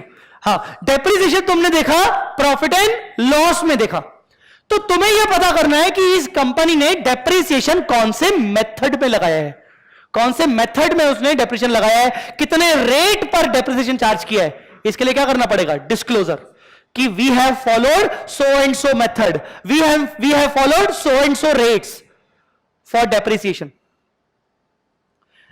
बैलेंस शीट में एसेट साइड में तुमने दिखाया डेटर्स, डेटर्स दिखाया 2000 crore minus provision for doubtful debts. करते हैं कि नहीं करते? Provision for doubtful debts. अब मैं एज ए यूजर बैंक मैं तुम्हें लोन देने वाला हूं, मैं जानना चाहता हूं कि ये क्या है, ये प्रोविजन फॉर डाउटफुल डेट, मैं पता करना चाहता हूं ये तुमने क्यों बनाया। अब मुझे कैसे मालूम? अब क्या मैं तुम्हें फोन लगाऊंगा? कंपनी को क्या बार बार फोन लगाएगा? नहीं, ये कंपनी की जिम्मेदारी है कि प्रोविजन फॉर डाउटफुल डेट अगर कंपनी ने बनाया है तो कितना बनाया है, क्यों बनाया है, किस रेट पे बनाया है, ऐसा क्या लगता था कि कितना पैसा डूबेगा, वो सब चीजें डिस्क्लोज करना जरूरी है। कुछ आई बात समझ में कि नहीं? तो इसीलिए हम बोलते हैं डिस्क्लोजर्स। गाइस अंडरस्टूड और नॉट? फाइनेंशियल स्टेटमेंट्स पता करने के लिए, फाइनेंशियल स्टेटमेंट सीखने के लिए हमें जरूरी है कि ये चार चीजों का पता होना चाहिए। मेरे साथ नाम लेते जाओ, कौन कौन सी चार चीजें हैं बच्चों? रिकॉग्निशन मतलब रिकॉर्ड करना, क्या करना? मतलब जर्नल एंट्री पास करना। ओके, किसका रिकॉग्निशन लिखा हुआ है? किसका रिकॉग्निशन? यस, असेट, लायबिलिटीज और इनकम्स, एक्सपेंसेस। सर इक्विटी मतलब कैपिटल, इक्विटी मींस कैपिटल, यहां पर मैं इक्विटी वर्ड यूज कर रहा हूं, मतलब कैपिटल वर्ड यूज है, ठीक है। अच्छा, दूसरा क्या? दूसरा क्या? मेजरमेंट। मेजरमेंट मतलब अमाउंट, उसको वैल्यू करना, कितने अमाउंट पर दिखाया जाए, मेजरमेंट। आपने शायद फाउंडेशन में शायद पढ़ा होगा मनी मेजरमेंट कॉन्सेप्ट, पढ़ा था कि नहीं पढ़ा? नाम सुना है कि नहीं? Money measurement concept. हाँ, किसी भी ट्रांजैक्शन को रिकॉर्ड करना है, उसी को रिकॉर्ड करना है जिसको मनी टर्म्स में मेजर किया जाए, उसी को रिकॉर्ड कर सकते हैं, अदरवाइज रिकॉर्ड नहीं कर सकते। पढ़ा है ना? ओके, तो मेजरमेंट। तीसरा इज व्हाट? प्रेजेंटेशन, मतलब इंपॉर्टेंटली बैलेंस शीट में प्रेजेंटेशन कैसे होता है, प्रॉफिट एंड लॉस ट्रेडिंग में प्रेजेंटेशन कैसे होता है, कैश फ्लो स्टेटमेंट बनाते वक्त प्रेजेंटेशन कैसे होता है, वो सब प्रेजेंटेशन। अरे मेरी बात समझ में आई कि नहीं? क्लियर? और चौथा disclosure. What do you mean by disclosures? Extra information, explanatory information. क्या बोलेंगे अपन? Explanatory information. एक्सप्लेनेटरी इंफॉर्मेशन मतलब जिसमें एक्सप्लेनेशन करना है मुझे। अरे बोलो रे, क्या? एक्सप्लेनेटरी इंफॉर्मेशन प्रोवाइड करना। आपकी अकाउंटिंग पॉलिसीज कौन सी है वो दिखाना, ठीक है ना? गाइस अंडरस्टूड और नॉट? सर आपने अभी स्टार्ट फाइनेंशियल स्टेटमेंट से क्यों किया? अचानक से आप फाइनेंशियल स्टेटमेंट पे आ गए, जर्नल एंट्री, पोस्टिंग, लेजर वेजर ये सब पे नहीं आए। गाइस हम अकाउंट्स पढ़ क्यों रहे हैं साला? सबसे पहले तो हमें पर्पस समझना पड़ेगा ना इस सब्जेक्ट का, कि हम अकाउंट्स पढ़ क्यों रहे हैं, हम अकाउंट्स करते क्यों हैं, अकाउंट बनाते क्यों हैं, आज मेरे सामने ये बच्चे बैठे क्यों हैं? पहली बात तो तुम्हारा सिलेबस है इसलिए बैठे हो, पर इंस्टीट्यूट ने इसको डाला क्यों? अरे भाई अल्टीमेट पर्पस क्या है? अल्टीमेट पर्पस है फाइनेंशियल स्टेटमेंट बनाना। हमारा एंड पॉइंट क्या है? एंड पॉइंट है फाइनेंशियल स्टेटमेंट बनाना। और बिलीव मी, आपका पर्पस इस सब्जेक्ट में, एडवांस अकाउंट्स में, फाइनल के एफआर में मतलब फाइनेंशियल रिपोर्टिंग में सेम है। अल्टीमेट पर्पस एक ही है, फाइनेंशियल स्टेटमेंट्स पर ध्यान देना, क्योंकि जितने ट्रू एंड फेयर होंगे आपके फाइनेंशियल स्टेटमेंट्स, उतना जल्दी अच्छे से आपकी कंपनी ग्रो करेगी, आपकी कंपनी उतने हिसाब से आपकी ग्रो करेगी।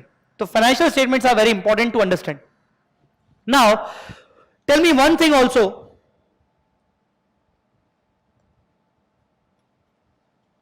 फाइनेंशियल स्टेटमेंट्स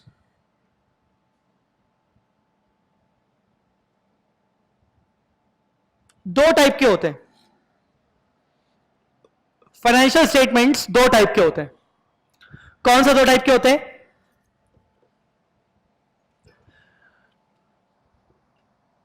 जल्दी। फाइनेंशियल स्टेटमेंट्स दो टाइप के होते हैं। पहला, separate financial statements, separate financial statements, और दूसरा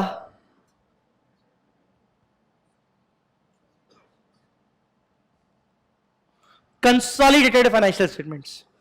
कोई जानता है, कोई समझता है, किसी को कुछ पता है ऐसा इसके बारे में? Anybody? Anyone who can explain? कुछ भी एक्सप्लेन कर दो, कुछ भी, अगर पता है तो। अच्छा, नाम से क्या लग रहा है? Separate, consolidated? कंसोलिडेट मतलब ग्रुप में हो सकता है। अच्छा, सेपरेट मतलब अलग अलग। हां जी, बिल्कुल ऐसा ही कुछ है। तुम लोग सही सोच रहे हो, ऐसा ही कुछ है। हां जी, बोलो।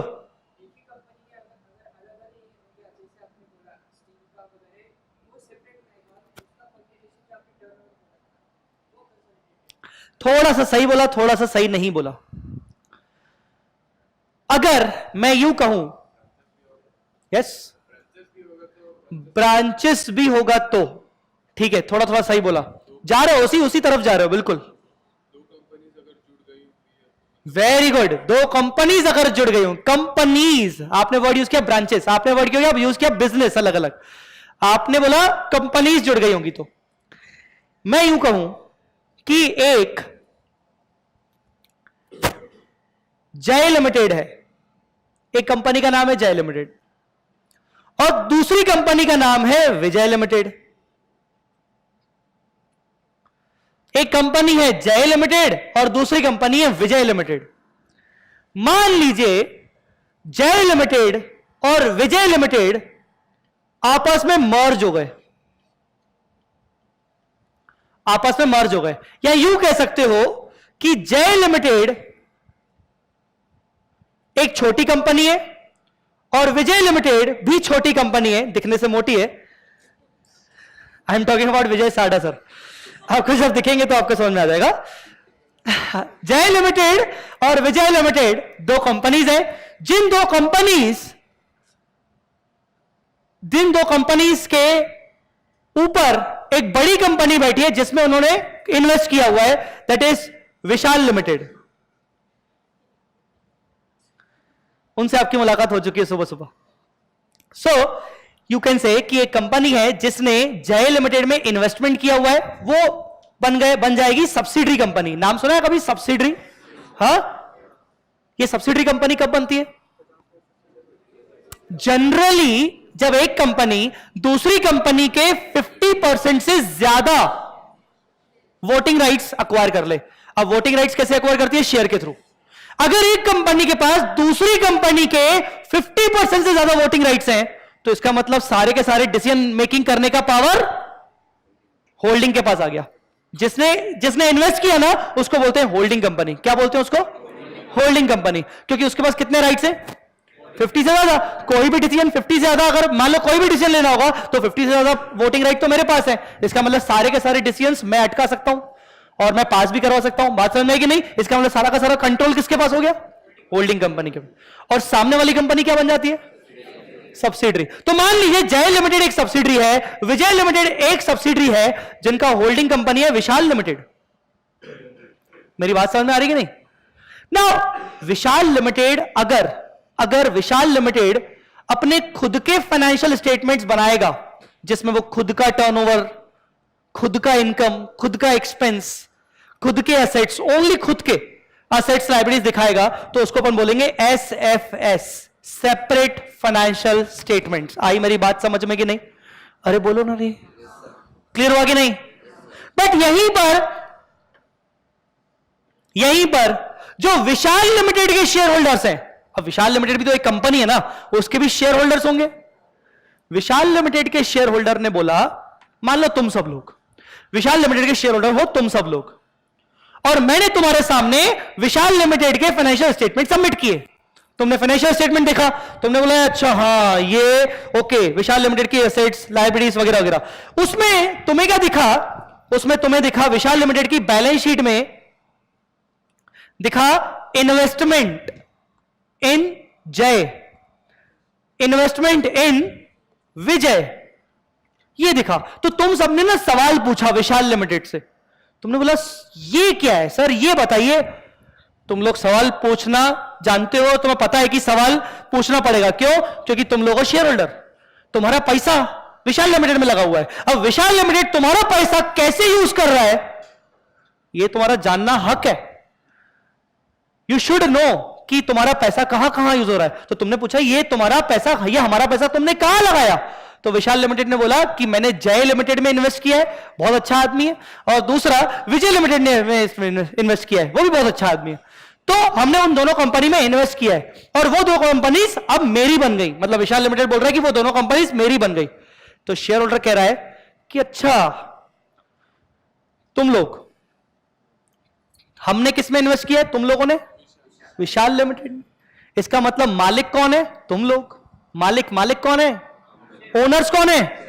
Share holders are the ultimate owners, right? तो ओनर कौन है विशाल लिमिटेड का? Share holders. और विशाल लिमिटेड किसका ओनर है? जय और विजय का। तो अल्टीमेटली जय और विजय के अल्टीमेट ओनर कौन बन गए? कौन बन गए? Share holders. आई मेरी बात समझ में कि नहीं? तो तुम लोग ये कह रहे हो कि भाई विशाल, तुम लोग मतलब रिस्पेक्ट से ही बोलोगे, ठीक है ना? हाँ भाई विशाल, एक काम करो, हमें एक और बैलेंस शीट बना के दो, एक और प्रॉफिट एंड लॉस अकाउंट बना के दो, जिसमें विशाल लिमिटेड का, जय लिमिटेड का, विजय लिमिटेड का, तीनों का मर्ज करके तीनों के एसेट्स, तीनों की लायबिलिटीज, तीनों के इनकम्स, तीनों के एक्सपेंस इकट्ठे दिखे, हमें मालूम पड़े कि हमारी ओवरऑल वर्थ कितनी है। कुछ मेरी बात समझ में आ रही कि नहीं? तो ऐसे केस में विशाल लिमिटेड को बनाने पड़ेंगे एक और फाइनेंशियल स्टेटमेंट्स। उसका नाम क्या होगा? क्या नाम होगा? Yes, consolidated financial statements. So guys, consolidated financial statements कौन बना रहा है? विशाल लिमिटेड बना रहा है कि जय और विजय बना रहा है? और विशाल कौन है? होल्डिंग है कि सब्सिडरी है? इसका मतलब कंसोलिडेटेड फाइनेंशियल स्टेटमेंट्स कौन बनाता है? होल्डिंग बनाती है। किसके लिए? शेयर होल्डर्स के लिए। क्यों? क्योंकि share holders wants to understand the entire position of the group, not only the विशाल। आई बात समझ में कि नहीं? जब मैं बोल रहा हूं ग्रुप, तो ग्रुप में कौन कौन आ गया? ग्रुप में कौन कौन आ गया?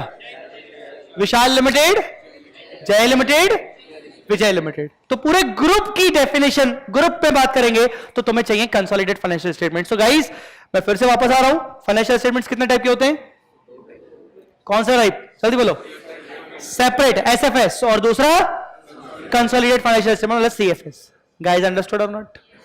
ओके, फाइनेंशियल स्टेटमेंट्स में क्या क्या आता है? पहली चीज क्या आता है सर? Balance sheet. क्या आता है सबसे पहले? Balance sheet. दूसरी चीज, दूसरा क्या आता है? जल्दी बोलो, दूसरा क्या आता है? Trading and PNL.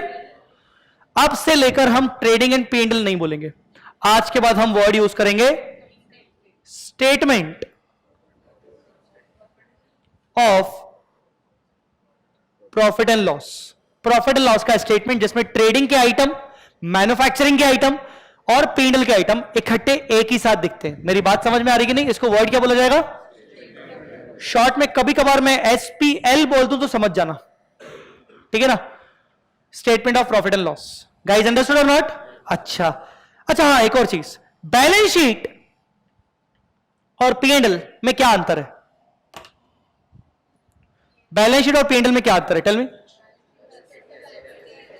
Balance sheet में एसेट एंड लायबिलिटी दिखाते हैं, ठीक है? पीएनएल में इनकम और एक्सपेंस दिखाते हैं। और क्या अंतर है? और क्या दिखाते हैं?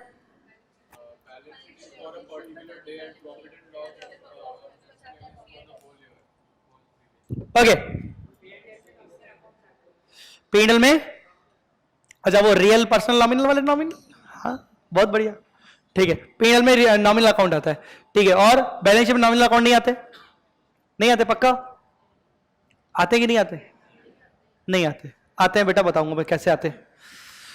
हाँ, बैलेंस शीट, सही बोला बहुत सारे लोगों ने अभी। बैलेंस शीट आपको पोजीशन बताता है। क्या बताता है? किसी भी दिन की पोजीशन, जिसको हम शॉर्ट में मतलब अपनी आम भाषा में बोल सकते हैं औकात। Yes, balance sheet disclose the औकात ऑफ द कंपनी। एक पर्टिकुलर डेट पर उस कंपनी की क्या औकात है। औकात मतलब कैसे मालूम पड़ती है? सीधी बात है, कंपनी में कितना पैसा है, कंपनी के कितने एसेट्स हैं, कंपनी के कितने संपत्ति हैं, और कंपनी को बाहर के लोगों को कितना कितना अभी भी देना है। अगर मैं आपको यूं बोलूं कि मेरी जेब में, मान लीजिए मेरी जेब में, ऐसे मैं एग्जांपल दे रहा हूं, मेरी औकात नहीं बता रहा हूं मैं आपको भी बता रहा हूं कि मेरी जेब में मान लीजिए 10,000 रुपए रखे हैं, इस साइड में मेरे पास 10,000 रुपए रखे हैं, ठीक है ना। उसके बाद मेरे पास एक डेबिट कार्ड रखा हुआ है जिसमें मेरा बैंक में है। मेरे बैंक में मान लीजिए 1 लाख रुपए रखे हैं, तो 1 लाख रुपए मेरे बैंक में रखे हैं, 10,000 रुपए मेरे जेब में रखे हुए कैश। तो मेरे पास कितना एसेट है? 1,10,000। तो मैं क्या ये बोलूंगा कि मेरी औकात 1,10,000 है? मैं बोलूंगा नहीं, रुक जाओ, 1,10,000 मेरे पास है, पर इसमें से मुझे 4 लोगों को पेमेंट करना है। इन 4 लोगों को मुझे पेमेंट करना है, मतलब मेरे लिए लायबिलिटी है। मुझे इन 4 लोगों को पेमेंट करना है 40,000 का। कितने का? तो मेरे पास जेब में कितने? मेरे पास जेब में कितने? 110। पर मुझे अलग से पे कितना करना है? 40। तो आज मेरी औकात कितनी है? 70। मेरे पास आज 70,000 है, मेरी औकात 70,000 है। मेरे पास मेरी संपत्ति, नेट असेट, औकात को बोलते हैं नेट असेट। क्या बोलते हैं? औकात मतलब नेट असेट। नेट असेट मतलब नेट वर्थ। नेट वर्थ बोलो, नेट असेट बोलो, शेयर होल्डर फंड बोलो, it is one in the same thing. तो मेरी आज की औकात कितनी है, यह मुझे कौन बताएगा? Balance sheet. अरे बोलो बच्चों, कौन बताएगा? बैलेंस शीट किस दिन की बनाई जाती है? बैलेंस शीट किस दिन की बनाई जाती है? Last day of financial year. Technically balance sheet तो हम किसी भी दिन की बना सकते हैं, क्योंकि बैलेंस शीट क्या होती है? एज ऑन, एज एट या एज ऑन पर्टिकुलर डे। तो बैलेंस शीट बच्चों ध्यान रखना, ऐसा थंब रूल नहीं है कि बैलेंस शीट सिर्फ 31 मार्च या last day of financial year की होती है। नो, बैलेंस शीट किसी भी दिन की बन सकती है। जनरली जो बड़ी बड़ी कंपनीज होती है, लिस्टेड कंपनीज होती है, जिनके शेयर्स लिस्टेड होते हैं, वो क्वार्टरली बेसिस पर अपनी बैलेंस शीट बनाते हैं। कौन से बेसिस पर? मतलब अप्रैल मई जून, फर्स्ट क्वार्टर ओवर तो 30 जून की बैलेंस शीट बनती है। जुलाई अगस्त सितंबर तो 30 सितंबर की दूसरी बैलेंस शीट बनती है। अरे बोलो ना यार। फिर उसके बाद अक्टूबर नवंबर दिसंबर 31 की एक और बनती है। फिर जैन फेब मार्च की एक और बनती है। मेरी बात समझ में आएगी नहीं? तो क्वार्टरली बेसिस पर भी बैलेंस शीट बनाई जा सकती है, बट बैलेंस शीट क्या होती है? As on. हमेशा क्या होता है? As on. और हमें ये क्या बताता है? पोजीशन, मतलब औकात। क्लियर बेटा? P&L क्या होता है? P&L क्या बताता है और कब कैसे बनता है? वो भी क्या एज ऑन बनता है? वो क्या बनता है? P&L बनता है फॉर द ईयर की जगह हम बोलेंगे पीरियड। ईयर कहना ठीक नहीं है, क्योंकि मैंने बोला ना हर कंपनी क्वार्टरली बेसिस पर बनाती है, तो जरूरी थोड़ी कि हमेशा P&L ईयरली बनेगा। P&L तो मंथली भी बन सकता है, क्वार्टरली भी बन सकता है, 6 मंथली भी बन सकता है, 15 दिन का भी बन सकता है, 4 दिन का भी बन सकता है। तो फॉर द पीरियड, मेरी बात समझ में आएगी नहीं? P&L फॉर द पीरियड होता है। पीरियड मतलब कोई भी पीरियड, 1 मंथ, 2 मंथ वगैरह वगैरह। अरे समझ में आया क्या? बोलो। और क्या P&L में भी हमें पोजीशन मालूम पड़ती है क्या? क्या औकात मालूम पड़ती है क्या? नहीं। तो क्या मालूम पड़ता है? परफॉर्मेंस मालूम पड़ता है। मतलब हमने क्या काम किया, हमने इस साल या इस महीने या इस क्वार्टर में हमने क्या किया आपके लिए। हमने इनकम कितना जनरेट किया, हमने एक्सपेंस कितना इनकर किया, और फाइनली हमें प्रॉफिट हुआ कि लॉस हुआ। मतलब प्रॉफिट एंड लॉस हमें क्या बताता है? क्या बताता है? परफॉर्मेंस।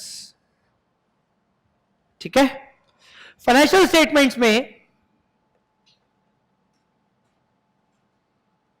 पहला आ गया बैलेंस शीट, दूसरा हो गया एसपीएल। मैंने ना आज कहा था, मैं फिर से बोल रहा हूं, मैं एक बात आपको फिर से रिपीट करवा रहा हूं। मैंने बोला था 3 से 4 दिन तक मैं बहुत ज्यादा स्लो चलूंगा और बिल्कुल बेसिक से स्टार्ट करूंगा। मुझे कोई मतलब नहीं है कोर्स से कि कोर्स कितना जाएगा, कैसे जाएगा। स्टार्टिंग के 3 दिन 4 दिन शायद आपको ऐसा लगने लगे कि जय सर जो पढ़ा रहे हैं वो तो हमें सब कुछ आता है। हाँ भाई, अच्छा है, बल्कि रिवाइज हो रहा है, क्योंकि बहुत सारी चीजें ऐसी होती है जो हमें पता नहीं थी, पर आगे चल के वो चीजें जब मैं डिस्कस करूंगा तो आपको मुझे बताना नहीं पड़ेगा, क्योंकि 3 दिन की क्लास हो चुकी होगी। सो 3 दिन की क्लास में मैं आपको बिल्कुल ही बेसिक्स करवाने वाला हूं, इसीलिए प्लीज कोऑपरेट विद मी। बिल्कुल ही बेसिक से स्टार्ट कर रहा हूं मैं। Okay, third one is cash flow statement. तीसरा बनता है cash flow statement, CFS, cash flow statement. ये एक एडिशनली P&L बैलेंस शीट के अलावा बनता है। इसमें यह दिखाया जाता है कि साल भर में, महीने भर में और क्वार्टरली पीरियड में कैश का कितना इनफ्लो रहा और कैश का कितना आउटफ्लो रहा, कैश का इनफ्लो क्या क्या रहा और कैश का आउटफ्लो क्या क्या रहा अदर अलग अलग एक्टिविटीज में। फाइनेंशियल एक्टिविटीज में आपका कैश का इनफ्लो कितना रहा, आउटफ्लो कितना रहा। फाइनेंशियल एक्टिविटी मतलब लोन कितने लिए और पैसे कितने आपने वापस किए, फाइनेंशियल एक्टिविटीज। इन्वेस्टिंग एक्टिविटी, कितना कितना पैसा बिजनेस में कहां कहां इन्वेस्ट किया, तो वो एक्टिविटी में आपका कैश कितना आया गया। Here cash means cash and bank balance. Okay, understood? Cash मतलब यहां पर क्या, कैश और बैंक बैलेंस। अरे समझ में आ रहा है कि नहीं? कैश का कितना इनफ्लो आउटफ्लो रहा वो हमें बताता है cash flow statement. Guys, understood और not? Fourth is yes, we can say it, notes to accounts। क्या बोलते हैं? notes to accounts। अभी थोड़ी देर पहले मैंने आपको बोला था ना 4 चीजें लगती हैं, उसमें लास्ट वाला चीज कौन सा होता है? डिस्क्लोजर। जो आपको सब डिस्क्लोज करना होता है ना, एक्सप्लेनेटरी इंफॉर्मेशन, आपको एक्सप्लेन करना है, आपको कई सारी चीजें लिखनी है, तो वो आपकी आती है नोट्स टू अकाउंट्स में। मेरी बात समझ में आ रही कि नहीं? बोलो बच्चों, मेरी बात समझ में आई कि नहीं? ये आता है आपका नोट्स टू अकाउंट्स में। नोट्स टू अकाउंट्स में आपको लिखना पड़ता है, आपको कई सारे डिस्क्लोजर देने पड़ते हैं कि आपने कौन सी पॉलिसी अप्लाई की है, आपने प्रोविजन बनाया तो कितने का बनाया है, राइट? आपने डेप्रिसिएशन कौन सा मेथड पे लगाया है, वगैरह वगैरह। कई सारी बातें डिस्क्लोज करने लायक होती है। सर कौन सी? वो हम जब एएस पढ़ेंगे ना तो आपको ज्यादा समझ में आएगा कि हमें क्या क्या डिस्क्लोज करना पड़ता है। ठीक है, तो आपके फाइनेंशियल स्टेटमेंट्स में ये 4 चीजें आती हैं, चाहे आप एसएफएस बनाओ चाहे आप सीएफएस बनाओ। एसएफएस सीएफएस क्या? एसएफएस मतलब तो अगर सेपरेट बनाना तो भी ये 4 बनाने पड़ेंगे, और सीएफएस बनाओगे तो भी ये 4 बनाने पड़ेंगे फिर से। बताओ सीएफएस कौन बनाता है? होल्डिंग की सब्सिडी। इसका मतलब होल्डिंग दो फाइनेंशियल स्टेटमेंट बनाती है, हाँ या नहीं? वो दो फाइनेंशियल स्टेटमेंट बनाती है, हाँ। कैसे? एक तो खुद का अपना अलग और एक ग्रुप का। तो होल्डिंग कंपनी कितने बनाती है? 2 फाइनेंशियल स्टेटमेंट, पर जबकि सब्सिडरी कंपनी सिर्फ एक ही फाइनेंशियल स्टेटमेंट बनाती है। मेरी बात समझ में आएगी नहीं? कहीं सेल में क्लियर? अच्छा, चलिए शुरू करते हैं। आपका दूसरा पॉइंट एक, मुझे ये बताओ, आपने फाउंडेशन में शायद पढ़ा होगा या डायरेक्ट एंट्री वाले भी पढ़े होंगे कभी ना कभी, real account, personal account, nominal account पढ़ा होगा कि नहीं? हाँ। और इसका एक दूसरा एक और था मॉडर्न, एक था traditional approach, real account, personal account, nominal account. एक था modern approach for journal entries. कौन सा मॉडर्न अप्रोच था? असेट, लायबिलिटी, इनकम, एक्सपेंस, ऐसा ही कुछ। हाँ, लेट मी एक्सप्लेन। हम आपके साथ मिलके एक्सप्लेन करेंगे। सबसे पहले ट्रेडिशनल अप्रोच। ट्रेडिशनल अप्रोच क्या बोलता है? रियल, दूसरा पर्सनल, नॉमिनल। मैं इस पे ज्यादा फोकस नहीं करूंगा क्योंकि इस पे आप फाउंडेशन पे पढ़ चुके हो, बट फिर भी अपन एक बार थोड़ा सा एक्सप्लेन कर लेते हैं। रियल अकाउंट मतलब जनरली असेट रिलेटेड अकाउंट्स। जल्दी बोलो। क्या रूल था? Debit what comes in, credit what goes out. Okay, जो आ रहा है उसको डेबिट करो, जो जा रहा है क्रेडिट करो, या जो आने वाला है उसको डेबिट करो, जो जाने वाला है क्रेडिट करो. दूसरा personal. Personal personal account basically persons, natural person, artificial person के बेसिस पे बनता है. और हमें देखते हैं कि रिसीवर कौन है और गिवर कौन है. Debit the receiver, credit the giver. और नॉमिनल, नॉमिनल आपका किस पे बनता है? इनकम्स और एक्सपेंसेस पे. क्या फंडा होता है? Debit all expenses, credit all incomes. यही था. ओके, बट अगर हम बात करें मॉडर्न अप्रोच की, जो हमें काम आएगी स्पेशली,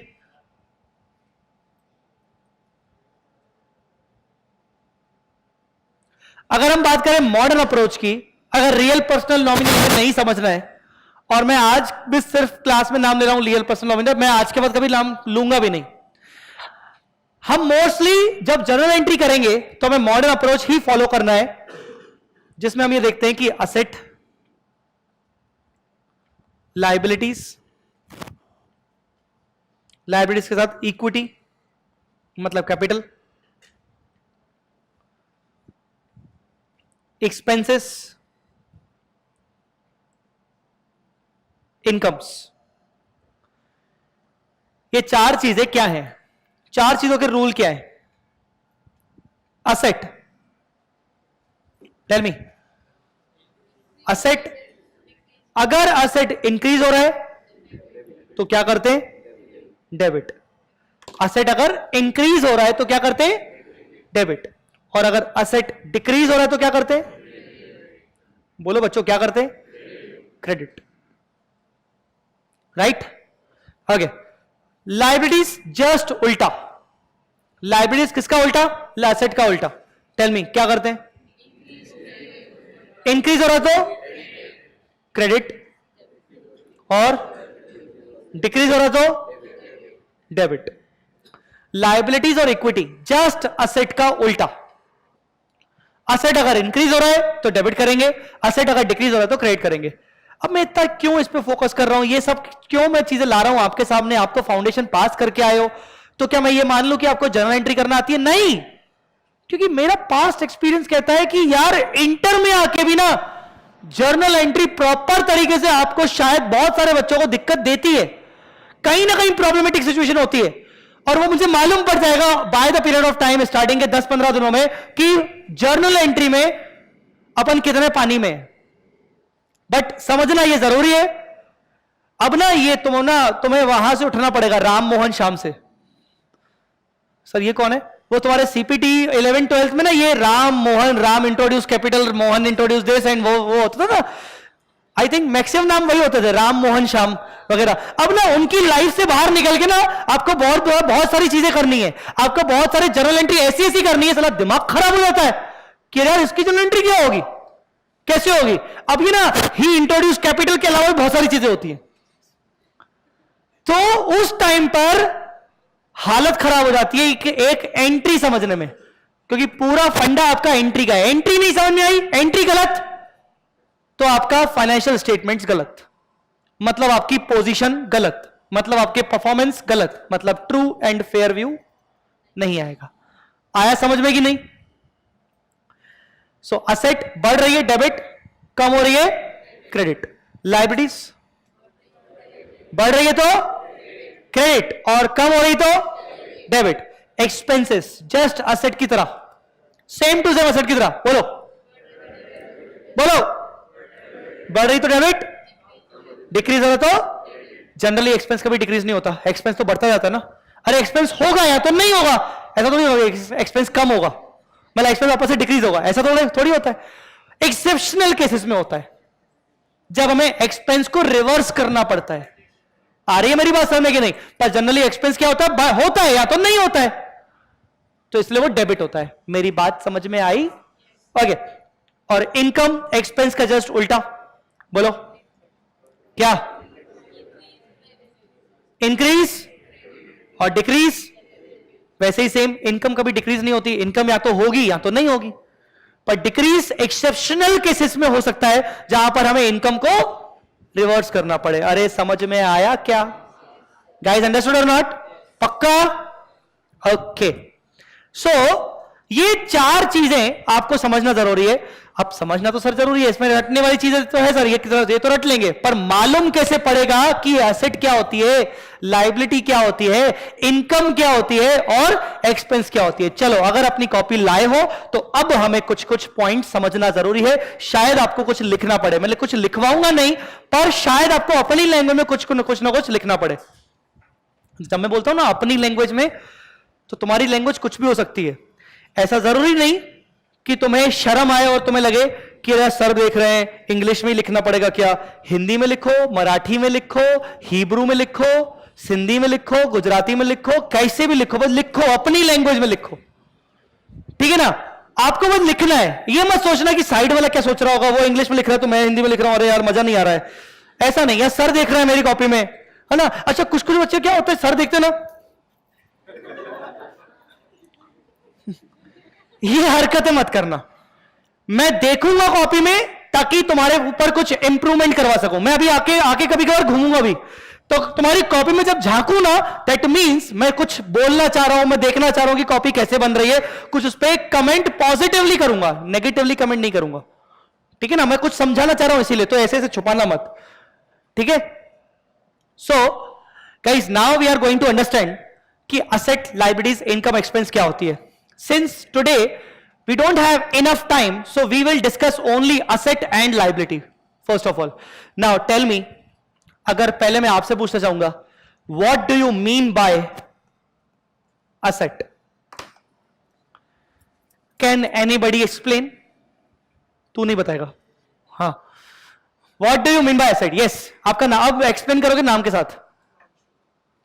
हिमांशु, बोल बेटा।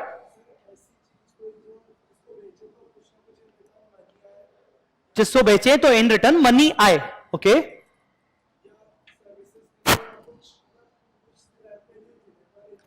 इन रिटर्न कुछ आए, इन रिटर्न कुछ आए। मैंने आपकी बात को नोट कर लिया, ठीक है, मैं इस पे आऊंगा वापस। Thank you. और नाम? तान्या। हाँ, जो हमें फ्यूचर में बेनिफिट प्रोवाइड करे, इन रिटर्न में कुछ आए, फ्यूचर में बेनिफिट प्रोवाइड करे, कुछ मैच लग रहा है। ठीक है ना? ओके। तेजस, लॉन्ग टर्म इन्वेस्टमेंट। तुम बेटा मुझे एग्जाम्पल दे रहे हो, मैं एग्जाम्पल नहीं पूछ रहा हूं, मैं असेट की डेफिनेशन पूछ रहा हूं। एग्जाम्पल भी दे सकते हो, very good. Long term investment is asset, very good, पर मुझे असेट की डेफिनेशन चाहिए। और डेफिनेशन वो वाली नहीं चाहिए जो 3 इडियट में व्हाट इज अ मशीन पूछा गया था उससे। नहीं नहीं नहीं, मुझे फालतू, मेरे को अपनी बेइज्जती करवाने का कोई मतलब नहीं है। ठीक है ना? और तू भी अपना चेन ऊपर नीचे नहीं करना। ठीक है ना? 3 इडियट देखी होगी ना? लानत है जिसने 3 इडियट नहीं देखी। कोई है जिसने 3 इडियट नहीं देखी? अब कोई शर्म से ऊपर भी नहीं, हाथ नहीं करेगा। मैंने नहीं देखी सर। हाँ सर, देख ली देख ली देख ली। हाँ, तो मुझे वो डेफिनेशन नहीं चाहिए जो बुकिश डेफिनेशन है। मैं तो बस चाह रहा हूं कि कुछ भी बताओ। कोई और? हाथ ऊपर करना। हाँ, नाम? Abhay. Which gives benefit for more than 1 year. तो फिर करंट असेट भी तो 1 ईयर के अंदर होती है। करंट असेट एक नाम होता है जिसका लाइफ जनरली 12 महीने होता है, जो कि मोर देन 1 ईयर नहीं होती, फिर भी वो असेट होती है। सोचना इस पे। हाँ जी, आपने बोला था। नाम? खुशी। हाँ, विच हैज रिडक्शन की डिडक्शन, रिडक्शन इन वैल्यू, मतलब ऐसी कोई भी चीज जिसकी वैल्यू रिड्यूस होती जाए by the period of time. Okay, Monish. Which can be converted into monetary terms. बेटा हर चीज मॉनेटरी टर्म्स से कन्वर्ट होगी तो ही वो आएगी यहां पर। और रविशंकर। हाँ बोलो। जिससे हम फ्यूचर में इकोनॉमिक बेनिफिट डिराइव कर सके। वेरी गुड, सेम सेम हो गया। ठीक है, अच्छा ओके, नाम बता रहे हो। हाँ, अथर्व। ओके, ऐसी चीज जो प्रोडक्शन करने में हेल्प हो, मतलब मशीन।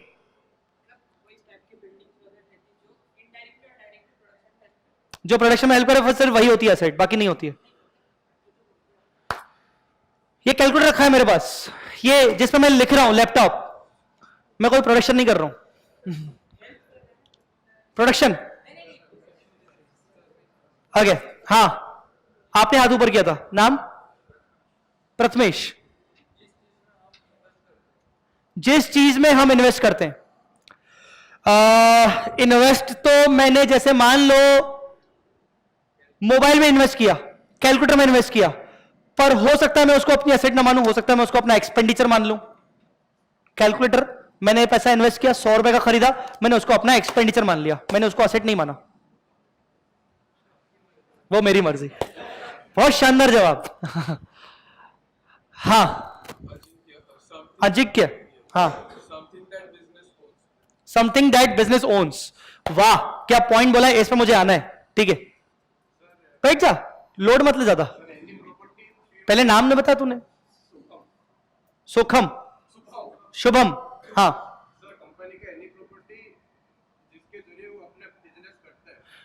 जिसके जरिए वो बिजनेस करता है, कोई भी ऐसी प्रॉपर्टी, मतलब प्रॉपर्टी के अलावा जो दूसरी चीजें होती है वो एसेट नहीं होती, जो उसमें बिजनेस में हेल्प करता है। तो जो डेटर है वो मेरा एसेट नहीं है, क्योंकि मेरे को हेल्प नहीं कर रहा है।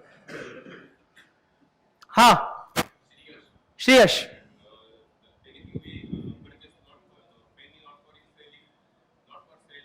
Anything which we purchase but not for sale, we generally use it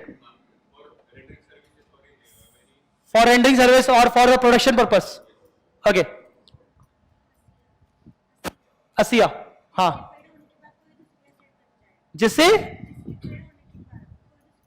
कोई दूसरी एसेट, तो वो जो दूसरी एसेट होगी वो क्या होगी? कैश। अच्छा मैंने बात सबसे सुन लिया, और भी हो सकता है बोलना चाह रहे हो, but now I need to explain. कई सारे बच्चों ने जनरली सही सही जवाब दिए, उसको हम बस अब फर्निशिंग लैंग्वेज में हम बात करेंगे कि एसेट मतलब क्या होता है। गाइस एसेट मतलब ऐसी कोई भी चीज, ऐसा कोई भी रिसोर्स जो दो कंडीशन फुलफिल करे, जो दो कंडीशन फुलफिल करे। ऐसी कोई भी चीज, चाहे वो कैलकुलेटर हो, चाहे वो मेरा कोई डेटर हो, मतलब जिससे मुझे पैसे लेने हैं, चाहे मेरा कोई हार्डवेयर हो, मतलब टेंजिबल फॉर्म हो, चाहे वो मेरा कोई इंटेंजिबल फॉर्म हो जिसको मैं छू नहीं सकता, देख नहीं सकता, ऐसी कोई भी चीज जो दो कंडीशन फुलफिल करें। पहला कंट्रोल, क्या बोला मैंने? कौन सा कंट्रोल? वो नाना पाटेकर वाला कंट्रोल, उदय कंट्रोल वाला नहीं। वो कंट्रोल नहीं। Here control means ownership. किसी ने ओन्स बोला था? आपने, किसी ने बोला था? ओके मैं आ रहा हूं अभी इस पे। कंट्रोल मतलब ownership, but that doesn't means the legal ownership. Not only legal ownership, अगर तेरे पास आज मैं एक चीज दे दूं और बोल दूं कि सारे बेनिफिट इस कैलकुलेटर के तेरे और सारे रिस्क भी तेरे, कल को कैलकुलेटर गिर गया तो तेरे को ही रिपेयर करवाना पड़ेगा और तेरे को ही वो यूज करना है, और जब तक इस कैलकुलेटर की लाइफ है तब तक तू यूज करता रहेगा, जब तक इस मोबाइल की लाइफ है तो यूज करता रहेगा। मैंने तेरे को सारे रिस्क दे दिए, सारे बेनिफिट्स दे दिए, और मैंने बोला कि अब कंट्रोल तेरे हाथ में। मतलब ओनरशिप से जुड़े हुए जितने भी रिस्क होते हैं, जितने भी रिवॉर्ड्स होते हैं, वो सब अगर मेरे पास आ जाएं तो मतलब वो चीज बन जाएगी क्या? असेट। पहली चीज मैंने क्या बोला? What was the first thing? नहीं बोल रहे हो, यहां के लोग तो बिल्कुल आवाज ही नहीं आ रही। लड़कियां चाय नहीं पी क्या? बोलो, तेज बोलो सब लोग। क्या? कंट्रोल। गाइस कंट्रोल का मतलब होता है मैं यूज कर सकता हूं, मैं बेच सकता हूं, मैं किसी और को किराए पर दे सकता हूं, मैं कुछ नहीं कर सकता हूं। यह भी एक करना होता है कि कुछ नहीं कर सकता हूं, मेरी मर्जी। कंट्रोल मेरा है, मैं कुछ भी करूं, मैं कुछ भी करूं, मेरा कंट्रोल है। दैट मीन्स ये मेरा एसेट है, मैं इसके साथ कुछ भी कर सकता हूं। अरे समझ में आया क्या? कंट्रोल जनरली कैसे आता है? खरीदने पर। जब आप कोई चीज खरीदते हो तो आपका कंट्रोल आता है, पर जरूरी नहीं कि लीगल ओनरशिप आपकी होगी तो ही कंट्रोल मिलेगा। कभी कभार बिना लीगल ओनरशिप के भी कंट्रोल मिल जाता है। सर वो कब मिलता है?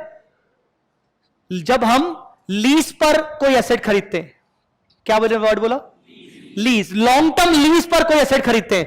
आज मैंने गवर्नमेंट से, महाराष्ट्र गवर्नमेंट से एक लैंड ले लिया लीज पर और 99 ईयर्स की लीज पर ले लिया। कितने ईयर्स?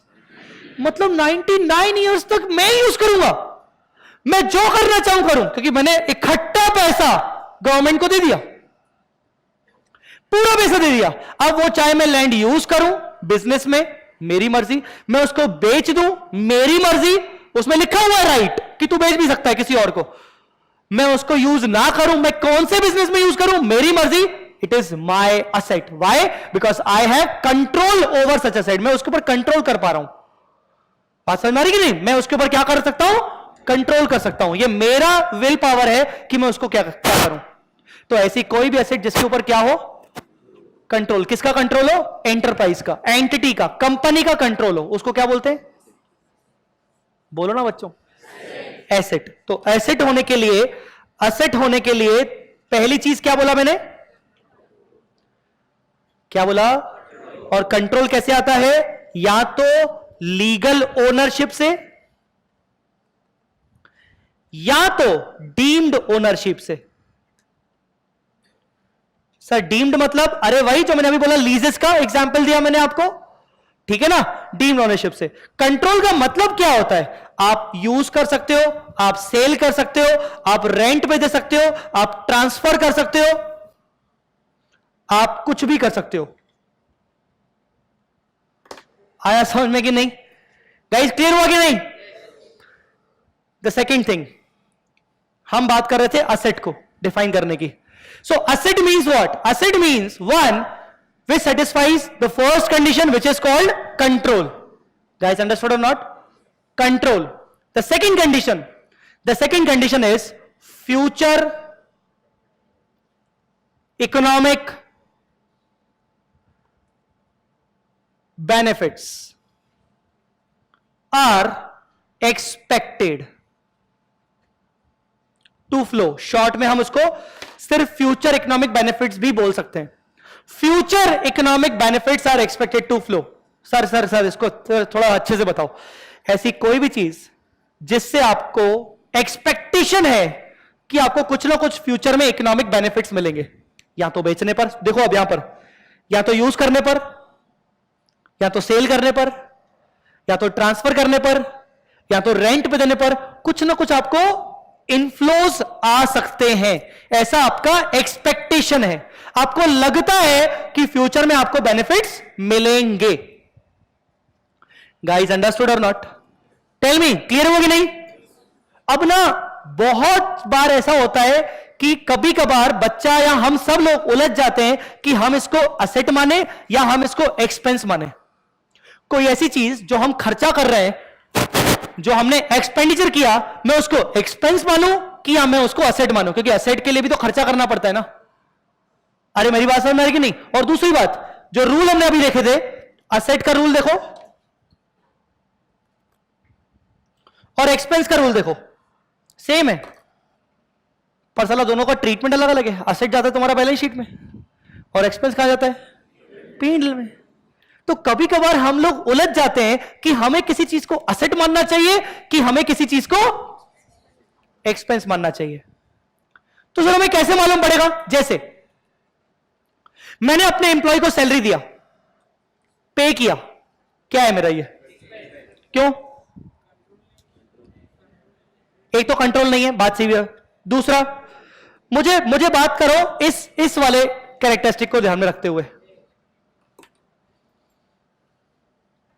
क्या है जब तू अपने एम्प्लॉय को सैलरी देता है तो तू सैलरी देता है मंथ के एंड में, मतलब वो तेरे को सर्विस दे चुका है, मतलब इकोनॉमिक बेनिफिट्स तेरे को मिल चुके हैं, तेरे को बेनिफिट मिल चुके हैं, तेरे को बेनिफिट मिलेंगे नहीं है।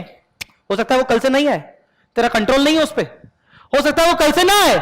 नहीं सर हमने नया एग्रीमेंट रखा है ना, अरे एग्रीमेंट की ऐसी की तैसी, वो तो नहीं आएगा कल से। तू ऐसे कैसे बोल सकता है कि तेरे को इकोनॉमिक बेनिफिट मिलेगा? नहीं, you can not expect any kind of economic benefit in the future. तेरे को तेरे एम्प्लॉय ने सर्विस दिया, तेरे को बेनिफिट मिला, तूने उसको पे किया। एक्सपेंस मतलब कोई भी ऐसी चीज जिससे बेनिफिट मिल चुका है।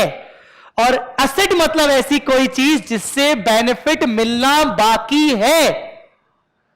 मेरी बात समझ में आ रही है कि नहीं? है? आ रही है? हां। कई बार ऐसा होता है, जैसे अभी मेरी बात चल रही थी प्रथमेश, हां मेरी बात चल रही थी इसके किधर, जैसे कैलकुलेटर, आपका मानना ना मानना, प्रथमेश तुम इसको क्या बोलते हो? एक्सपेंस की एसेट? कुछ भी बोलो जल्दी। एक्सपेंस। क्यों बोला बेटा एक्सपेंस? पर मेरे को फ्यूचर में इकोनॉमिक बेनिफिट्स एक्सपेक्ट होगा। फिर खर्चा हो गया है, तो मैंने लैपटॉप परचेज किया, खर्चा हो गया, पर लैपटॉप से मुझे 5 साल तक बेनिफिट मिलेगा। हाँ, एसेट मान लो सर, और इससे मुझे 5 साल तक मिलेगा सर, इसको भी मान लो। The point is, materiality principle पढ़ा है आपने? पढ़ा है कि नहीं पढ़ा है? पढ़ा है कि नहीं पढ़ा है? क्या होता है मटेरियलिटी प्रिंसिपल? मटेरियलिटी कॉन्सेप्ट अगर आपने सुना हो तो क्या होता है?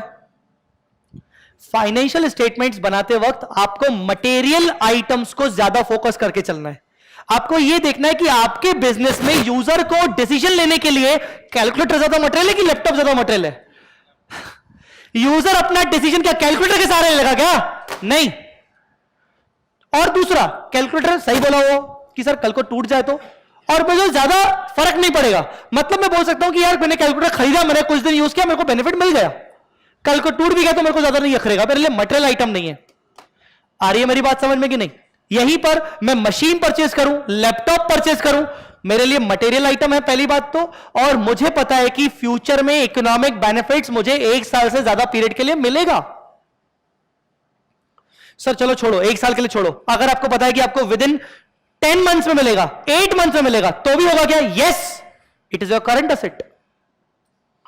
It is your current asset. आपको पता है कि फ्यूचर में इकोनॉमिक बेनिफिट मिलेगा। अब मेरे को सुनो ध्यान से, मैंने अपने एम्प्लॉय को सैलरी दिया, एसेट की एक्सपेंस है, अभी थोड़ी देर पहले बात की हमने, एक्सपेंस। दूसरा नाम क्या बेटा? रवि, है ना?